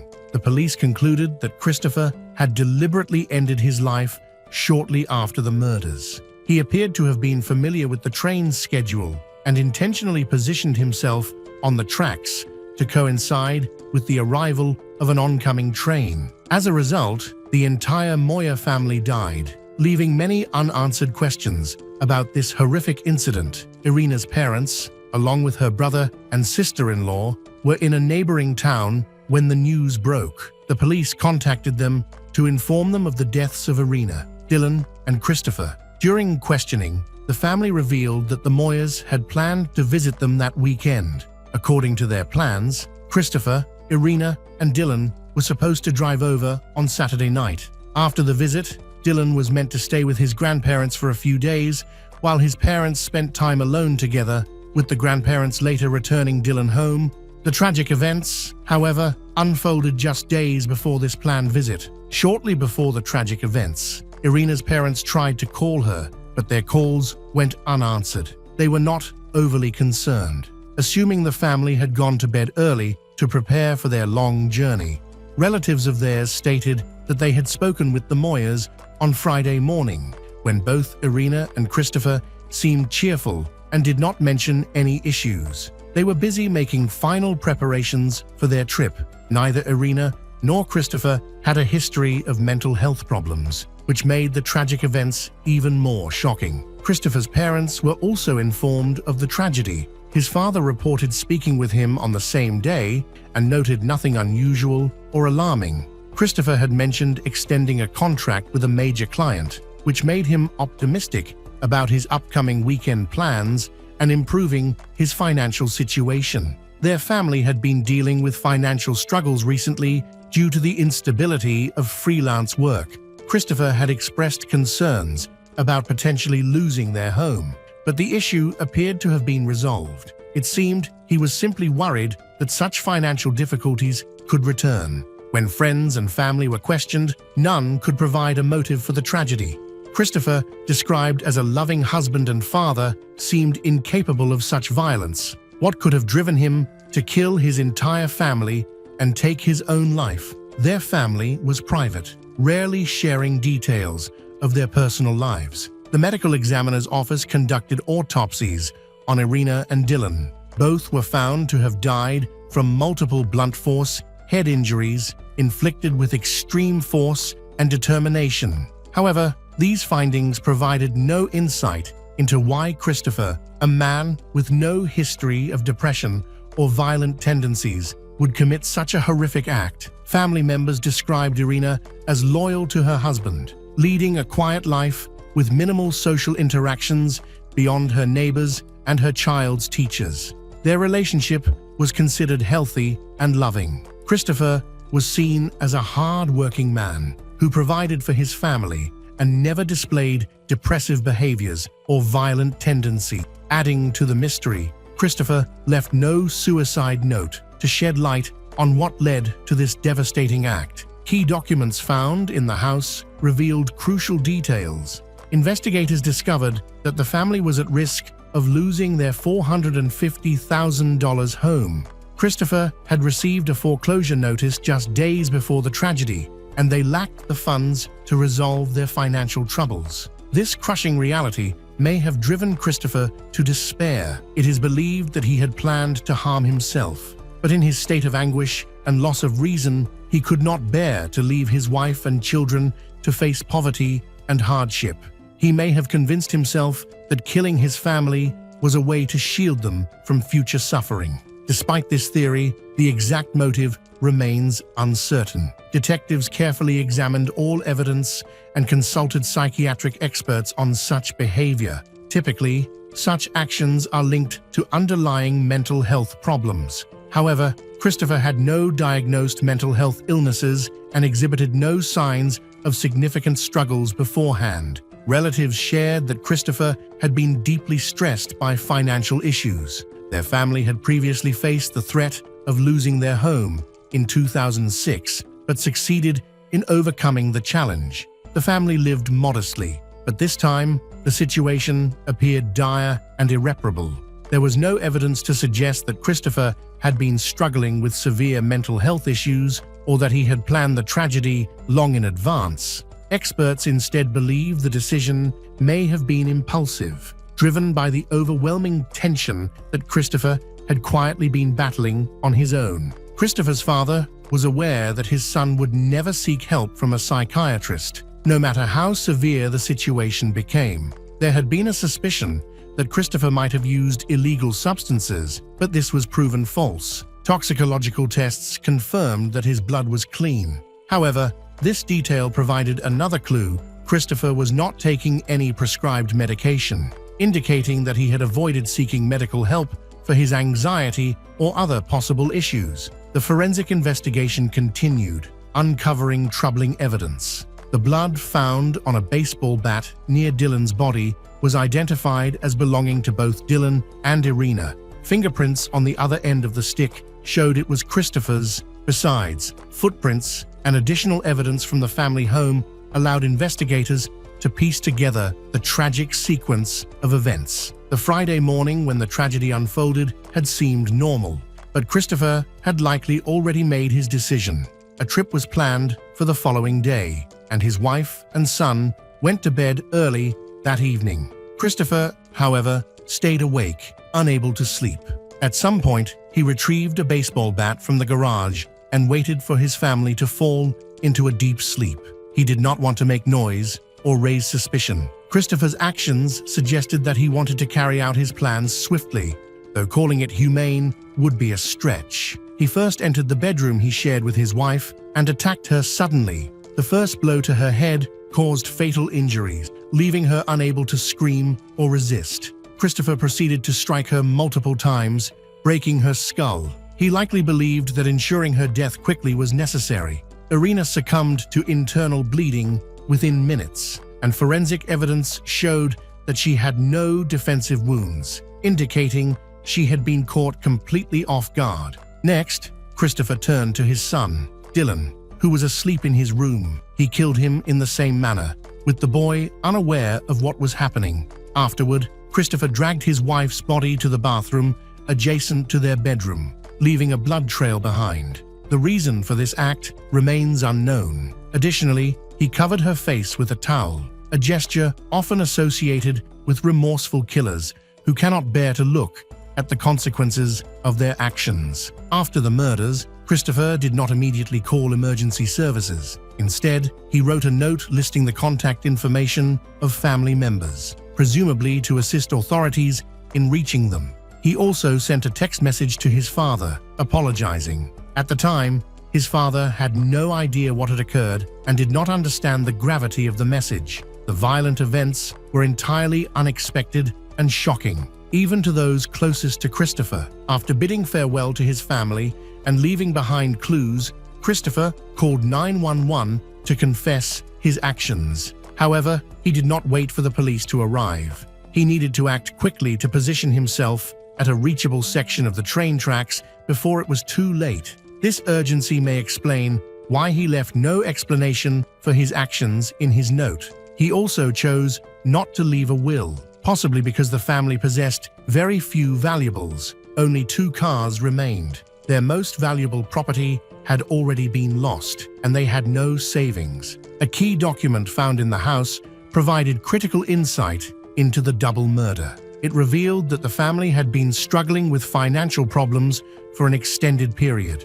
Christopher's freelance work was insufficient to support a family of 3. Years earlier, he had faced the risk of losing their home for the first time. Thankfully, they managed to make the necessary payments in 2006 and kept their house. However, their financial situation deteriorated further in 2010. By September of that year, debts were mounting once again. Family members and neighbors suspected that the financial troubles were linked to money and real estate. Unfortunately, Christopher had kept his struggles private and did not ask for help, so no one realized how severe their situation had become, not even his relatives. Psychiatric experts concluded that Christopher decided to kill his family when he realized they were unable to escape their financial difficulties. In his distorted reasoning, he believed that taking their lives was the only way to spare them from a life of poverty. His disturbed state of mind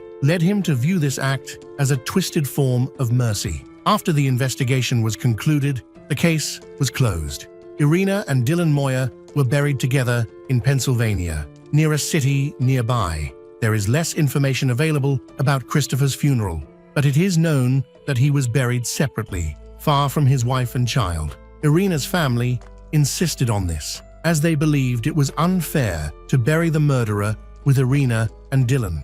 Tynesha Stewart was born on July 10, 1987. Her childhood was not very peaceful. Her parents divorced when she was very young, and at just 6 years old, she faced her first major tragedy, the death of her father from a brain aneurysm. Following the divorce, her mother, Gail, remarried. Her stepfather was caring, and soon she became an older sister. Despite this difficult beginning, Tynesha grew up in a loving family that valued and supported one another. The family lived in Borders Village, Texas. As a child, She was organized, responsible, and did well in school. Like many teenagers, she struggled with self-doubt and insecurities, which led to conflicts with her stepfather. However, as she matured, she worked to overcome these challenges and turned her weaknesses into strengths. Tynesha was ambitious and dreamed of achieving something extraordinary. In high school, despite not enjoying sports, she made her mark as the basketball team's manager, helping lead the players outside of the game. Her talent for singing also shone through as she performed the national anthem at school games. Drawn to music, she even created a music group with friends at school. Balancing academics, extracurricular activities, and part-time work, Tynesha was highly driven. According to the school director, she was one of the most ambitious students, taking steps every day to get closer to her dreams. Tynesha's ultimate goal was to attend Texas A&M University and become a construction engineer. Thanks to her excellent performance in high school, she earned scholarships totaling $40,000. Determination and effort helped her achieve many significant accomplishments. But it was also these very qualities that made the events that followed even more heartbreaking. Tynesha's first serious relationship was with Curtis, a handsome and popular middle school student. He adored her, treating her like the most important person in the world. They were inseparable, attending school events and even their graduation night together. Many admired their relationship and wished to be in Tynesha's shoes. However, as with many young love stories, their relationship was unpredictable. They experienced ups and downs, but remained close. Curtis cared deeply for Tynesha and always wanted the best for her. Everything changed during Tynesha's third year of college. While working part-time at a pizzeria, she met Timothy Wayne Shepard, a delivery driver. There was an instant connection between them. She ended her on-again, off-again relationship with Curtis and started dating Timothy. This time, the relationship felt more serious. However, there was a secret that Tynesha kept hidden for a long time. Timothy was 8 years older than her. He was 24, while she was only 16 when they started dating.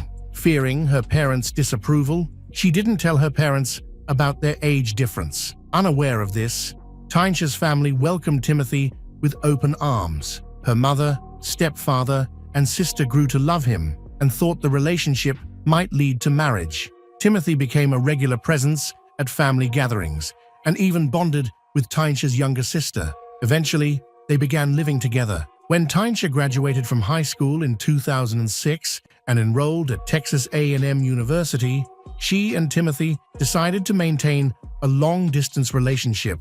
However, it didn't last. Not long after Tynesha left, Timothy's ex-girlfriend re-entered his life, and he rekindled his relationship with her. Tynesha was devastated by this betrayal, but she refused to let it hold her back. She remained focused on her ambitions and embraced the independence and opportunities that college life brought. At Texas A&M, she found herself surrounded by new friends, experiences, and possibilities. Meanwhile, Timothy's brief reconciliation with his ex-girlfriend was short-lived. He quickly realized it was a mistake and found himself missing Tynesha, desperate to win her back. He left everything behind and rushed to her college, where she was surprised by his unexpected arrival. They talked and discovered they still had feelings for each other. They decided to attempt a long-distance relationship once again. However, over time, Tynesha began to grow and change emotionally. She no longer wanted to hold on to the past, and during this period, she met Mark, a classmate her own age. Mark shared her thoughts and interests, and although a part of her heart still belonged to Timothy, she came to realize their romance was over. About 2 years later, Tynesha made a definitive decision. She decided to move on and began spending time with Mark. Their relationship started slowly, with friendship and a bit of flirting, as they enjoyed each other's company. During this time, Tynesha remained in touch with Timothy, hoping to maintain a friendship with him. In her mind, love and friendship could coexist. By March 2007, Tynesha had fully adjusted to student life. She was excited about what lay ahead and was genuinely happy. She eagerly counted the days until the spring holidays, anticipating reuniting with her friends from her hometown and attending a Beyoncé concert scheduled for March 15th in Houston. After the concert, Tynesha planned to visit South Padre Island before returning to campus. On the evening of March 14th, she and her friends prepared for the next day's event. The group of former classmates styled each other's hair, laughed until they cried, and reminisced about their school days. Tynesha planned to spend the night at her friend Lois's apartment. That evening, she called her mother to ask permission to borrow the car for the concert, and her mother happily agreed, not knowing this would be their last conversation. Tragically, she never made it to the concert. She went missing from Lois's apartment that night and stopped answering her phone. Lois grew alarmed, knowing Tynesha would never miss a Beyoncé concert. She had planned everything meticulously. When Tynesha didn't show up the next morning, March 15th, her friends panicked. Lois contacted Gail, Tynesha's mother, who had not heard from her daughter since the evening of March 14th. The family was immediately concerned, as Tynesha would never disappear without reason or leave them worried.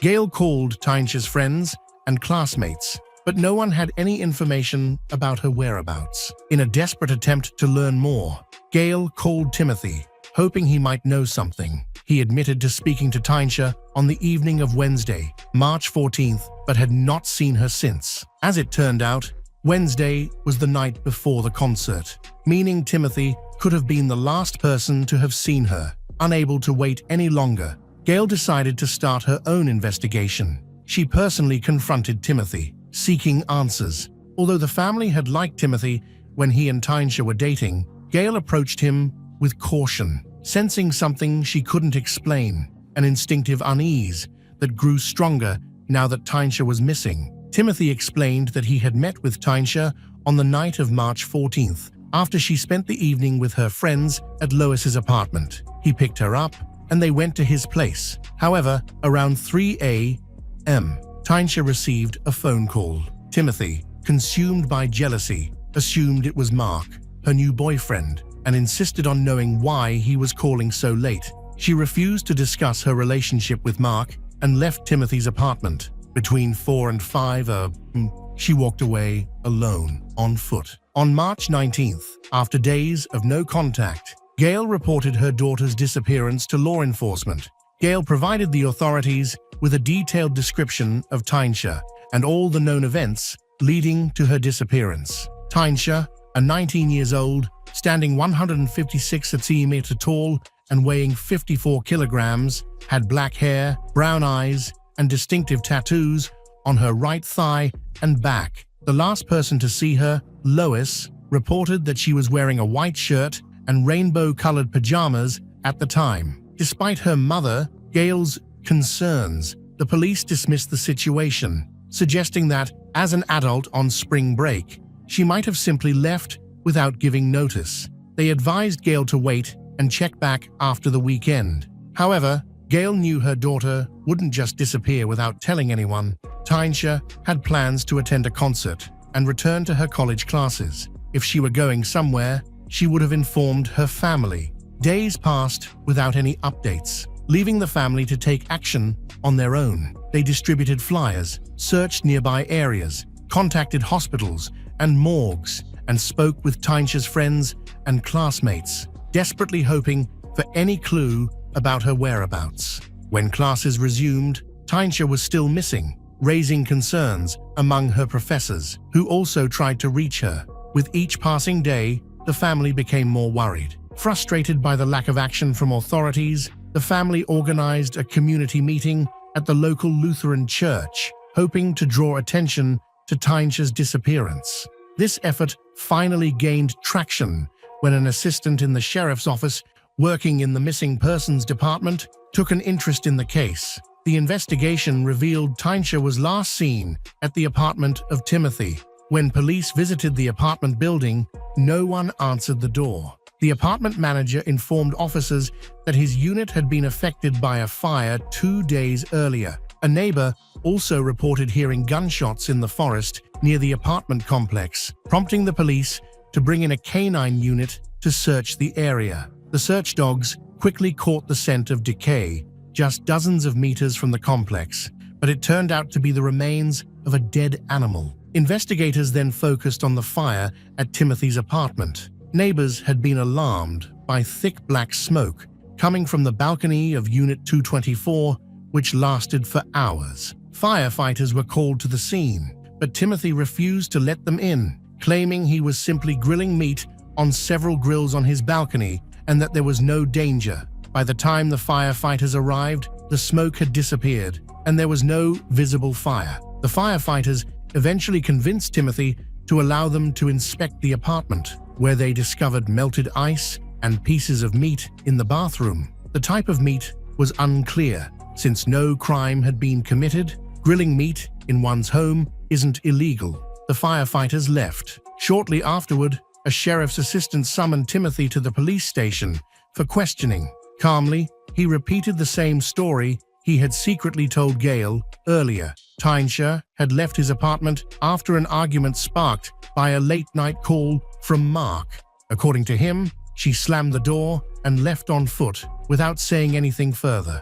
With no evidence against him, he was released. Tynesha's family continued to pray for her safe return, but no answers ever came. They were left devastated, feeling abandoned by the authorities and believing no one truly cared about their daughter and sister. The community expressed outrage at the authorities' lack of decisive action. Many believed the media prioritized cases involving missing white girls, while largely ignoring those involving black individuals. Tynesha's sister and cousin sought help from public activist Quennell Ten, a well-known figure in the black community and advocate for justice system reform. Quennell, known for his mistrust of law enforcement, became a prominent voice for families overlooked by the authorities. He promised to uncover the truth, and after his involvement, police began to take the case more seriously.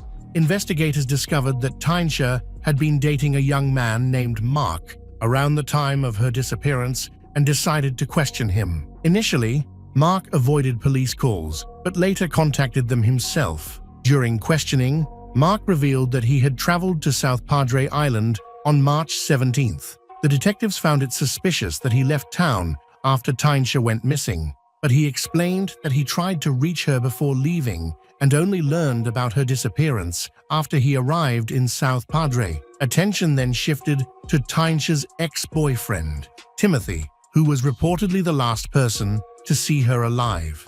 Detectives began investigating Timothy thoroughly, looking into his background and speaking with his neighbors. Timothy came from a well-regarded family. His mother worked as a pharmacist, and his stepfather, who raised him after his biological father passed away when he was 2 months old, was a deacon at the Missionary Baptist Church. His mother participated in the church choir, and his younger sister was studying law at the University of Houston. His family was well respected in their community. Timothy himself was a father to a 4-year-old daughter, for whom he had full custody. Neighboring residents described him as quiet, polite, and devoted to his daughter. Though he seemed to live a relatively normal life, investigators uncovered a prior legal issue involving possession of unauthorized substances. This incident occurred well before Tynesha's disappearance. Armed with Timothy's prior written consent, police searched his apartment for clues.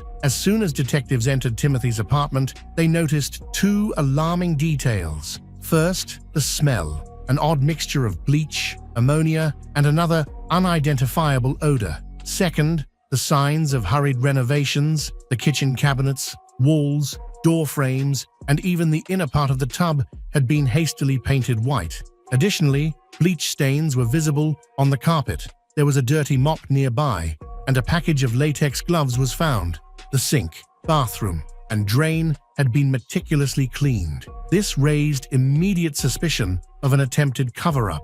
Despite the cleanup efforts, investigators found blood traces in the bathroom. Using luminol, they confirmed the worst. The entire bathroom lit up blue, revealing blood splatters across the walls, floor, shower, toilet, and tank. The discovery prompted forensic experts to collect DNA evidence and other potential clues. While waiting for the results, detectives returned to the area to conduct further interviews and gather additional details. It wasn't long before an alarming report surfaced. According to 911 calls, Residents of Timothy's apartment complex had reported seeing flames 3 days before Tynesia's mother, Gail, officially filed the missing persons report. One neighbor described noticing the strong smell of burning rubber and fearing for her home due to the intensity of the fire.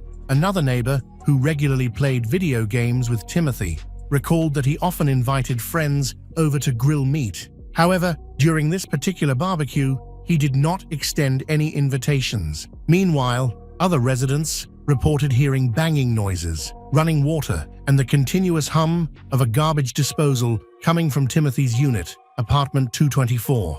Piece by piece, a troubling picture began to form, and Timothy quickly became the prime suspect. At that time, Quinnell spoke to Tynesia and Timothy's families and learned a lot about their relationship. Initially, their bond was strong, filled with love and plans for the future. However, it didn't take long for the relationship to become unstable. There were constant arguments and problems. After Tynesia left for college, she confided to her family that she feared Timothy. His controlling nature, driven by jealousy, often crossed boundaries. Timothy's behavior became obsessive. He called Tynesia incessantly, demanding to know her whereabouts and who she spent time with. Even after their breakup, he repeatedly called her dorm neighbors to gather information about her. When they refused, he left them angry messages. Tynesia did not share the full extent of her troubles with her family, as she didn't want to alarm them. However, a close friend admitted that Timothy had once grabbed Tynesia by the neck, threatening to strangle and kill her if she ever left him. On another occasion, when Tynesia declined a ring he gave her on Valentine's Day, Timothy jokingly said he would one day kill her, grill her body, and feed it to dogs. This all occurred about a year and a half earlier. Eventually, things seemed to calm down, and Timothy stopped contacting her until February 2007. A month before the spring break, he called again. Tynesia was apprehensive, worried he wouldn't leave her in peace. She even considered not returning to her city. Despite her fears, she longed to see her family and friends. To avoid any conflict, she calmly talked to Timothy and agreed to meet him before leaving. Though she still had feelings for him, she knew their relationship had no future. Quinnell sought Timothy's side of the story, arranging a meeting at Timothy's apartment. Quinnell found him nervous, with trembling hands, darting eyes, and visible despair. Inside the apartment, Quinnell noticed luminal traces in the bathroom, left by forensic investigators. When Timothy was asked about Tynesia's fate, he hung his head and admitted that she was no longer alive. He admitted he was terrified of death and did not want to die himself. Quinnell persuaded Timothy to help bring closure to Tynesia's family. He led Quinnell to a dumpster behind an apartment building about 5 kilometers from his home. His behavior became erratic, his breathing grew heavy, and his hands started twitching. He refused to even glance at the dumpster. However, when the container's lid was opened, it was empty, as the trash had already been transported to a landfill. Despite exhaustive searches, Tynesia's remains were never recovered. Timothy was arrested and charged with her murder. Tynesia's family was devastated once more. They now knew that Tynesia was gone, but they didn't even have a chance to give her a proper goodbye or burial. While in custody, Timothy initially exercised his right to a lawyer, but later changed his mind. Alone in the interrogation room, he made a decision that shocked everyone. He confessed to the crime. According to Timothy, the night Tynesia disappeared, the two argued over her new boyfriend, Mark. Tynesia was frustrated with Timothy interfering in her life again. In the heat of the argument, she allegedly grabbed a knife from the table and swung at him, leaving a scratch on his hand.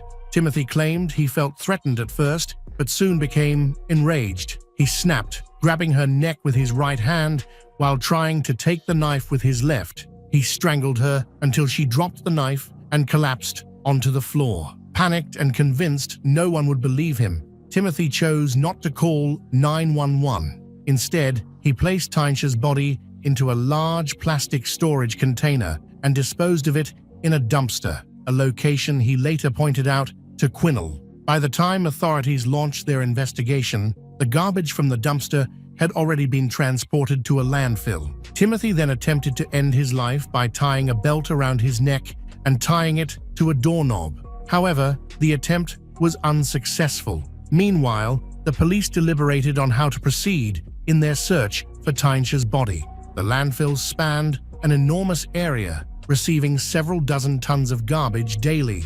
The search could take months and incur high costs, and detectives weren't even certain they would recover her remains. However, the deeper horror lay in what police uncovered next. Details Timothy had initially failed to reveal. Timothy likely would never have fully confessed if investigators hadn't dug further. Suspicious that he was withholding information, the police returned to his apartment and conducted a more thorough search of the balcony. What they discovered during this search was chilling. Experts examined the bathroom and kitchen drains, the gaps on the balcony, and the trash can. They uncovered burnt hair, small charred bone fragments, shards of teeth, and pieces of burnt skin. These items were analyzed for DNA, and the results confirmed the worst. After the murder, Timothy had placed Tyncha's body in the bathroom, disposed of it, and attempted to eliminate all traces. He burned some remains on his balcony grills and disposed of the ashes in the trash. Other body parts were destroyed using a kitchen waste shredder. He scattered additional fragments in various garbage containers. Over the course of 2 to 3 days, Timothy worked to dispose of Tyncha's body, believing that burning her remains would make identification impossible. During this time, firefighters inspecting his apartment later found pieces of what appeared to be meat in a bathtub filled with ice. These turned out to be parts of Tyncha's body. At the time, the firefighters had no idea they had stumbled upon human remains. DNA analysis later confirmed that the body fragments belonged to 19-year-old Tyncha Stewart. Timothy Shepard was then arrested and held on $250,000 bail. After discovering what had happened to her daughter, Gail, Tyncha's mother, demanded that Timothy receive the harshest punishment possible. The prosecutor was equally determined to secure a conviction, but the case nearly fell apart because of Timothy's defense attorney, Chip Lewis. Chip, a well-known lawyer with a history of high-profile cases, had once successfully argued in a previous case that body disposal does not necessarily indicate murder. Now defending Timothy, Chip sought to challenge every piece of evidence. His main argument was that Timothy's confession had been coerced and obtained under duress, claiming detectives had violated legal protocol. Had Chip succeeded, the evidence found in the apartment would have been inadmissible in court, significantly weakening the prosecution's case. Fortunately, the prosecutor was able to persuade the judge to deny the defense's request, and the trial moved forward. The trial of 28-year-old Timothy Wayne Shepard began on September 29, 2008. The prosecutor presented the horrifying details of the crime to those attending the hearings, forcing Tyncha's family to endure the pain of imagining the cruel acts inflicted upon their loved one. Throughout the trial, the defense team argued that Timothy had strangled Tyncha in self-defense and tried to downplay the brutal nature of what followed. For example, regarding a tooth fragment found in Timothy's apartment, the defense ludicrously claimed that Tyncha could have simply dropped it down the sink before her death. In response, the prosecutor countered with evidence that Timothy had used pliers to extract Tyncha's teeth to prevent identification through dental records. This claim was confirmed by forensic experts brought in as witnesses. The grim details painted a horrifying picture of the events and left little doubt about Timothy's actions. The public activist, Quinnell, also addressed the crowd, pledging to seek justice for Tyncha's family. He kept his promise by providing testimony about everything he witnessed. After 4 days of deliberations, the jury found Timothy guilty of murdering his ex-girlfriend, Tyncha. Tyncha's family and friends were overcome with emotion, while Timothy sat cold and indifferent, showing no remorse. When it came time for the verdict, he decided to make a statement in an attempt to gain sympathy from the court. Ignoring his lawyer's advice, he spoke, believing he could convince everyone that he did not deserve a harsh punishment. He expressed a desire to return to his normal life instead of spending the best years of his life in prison. However, his speech failed to evoke any pity. Ultimately, Timothy Wayne Shepard was sentenced to 99 years in prison and a $10,000 fine, the maximum penalty. While justice seemed to prevail, Tynesh's mother, Gail, blamed herself for not recognizing the danger posed by Timothy. She regretted allowing him into her home and into her daughter's life, unaware of what he was truly capable of. After losing her daughter, Gail became determined to prevent other women from suffering at the hands of abusive ex-partners. She now shares Tynesh's story and advocates for healthy relationships, urging parents to be involved in their children's lives. Gail firmly believes that looking out for the well-being of one's child is not interference, but a responsibility every parent must uphold.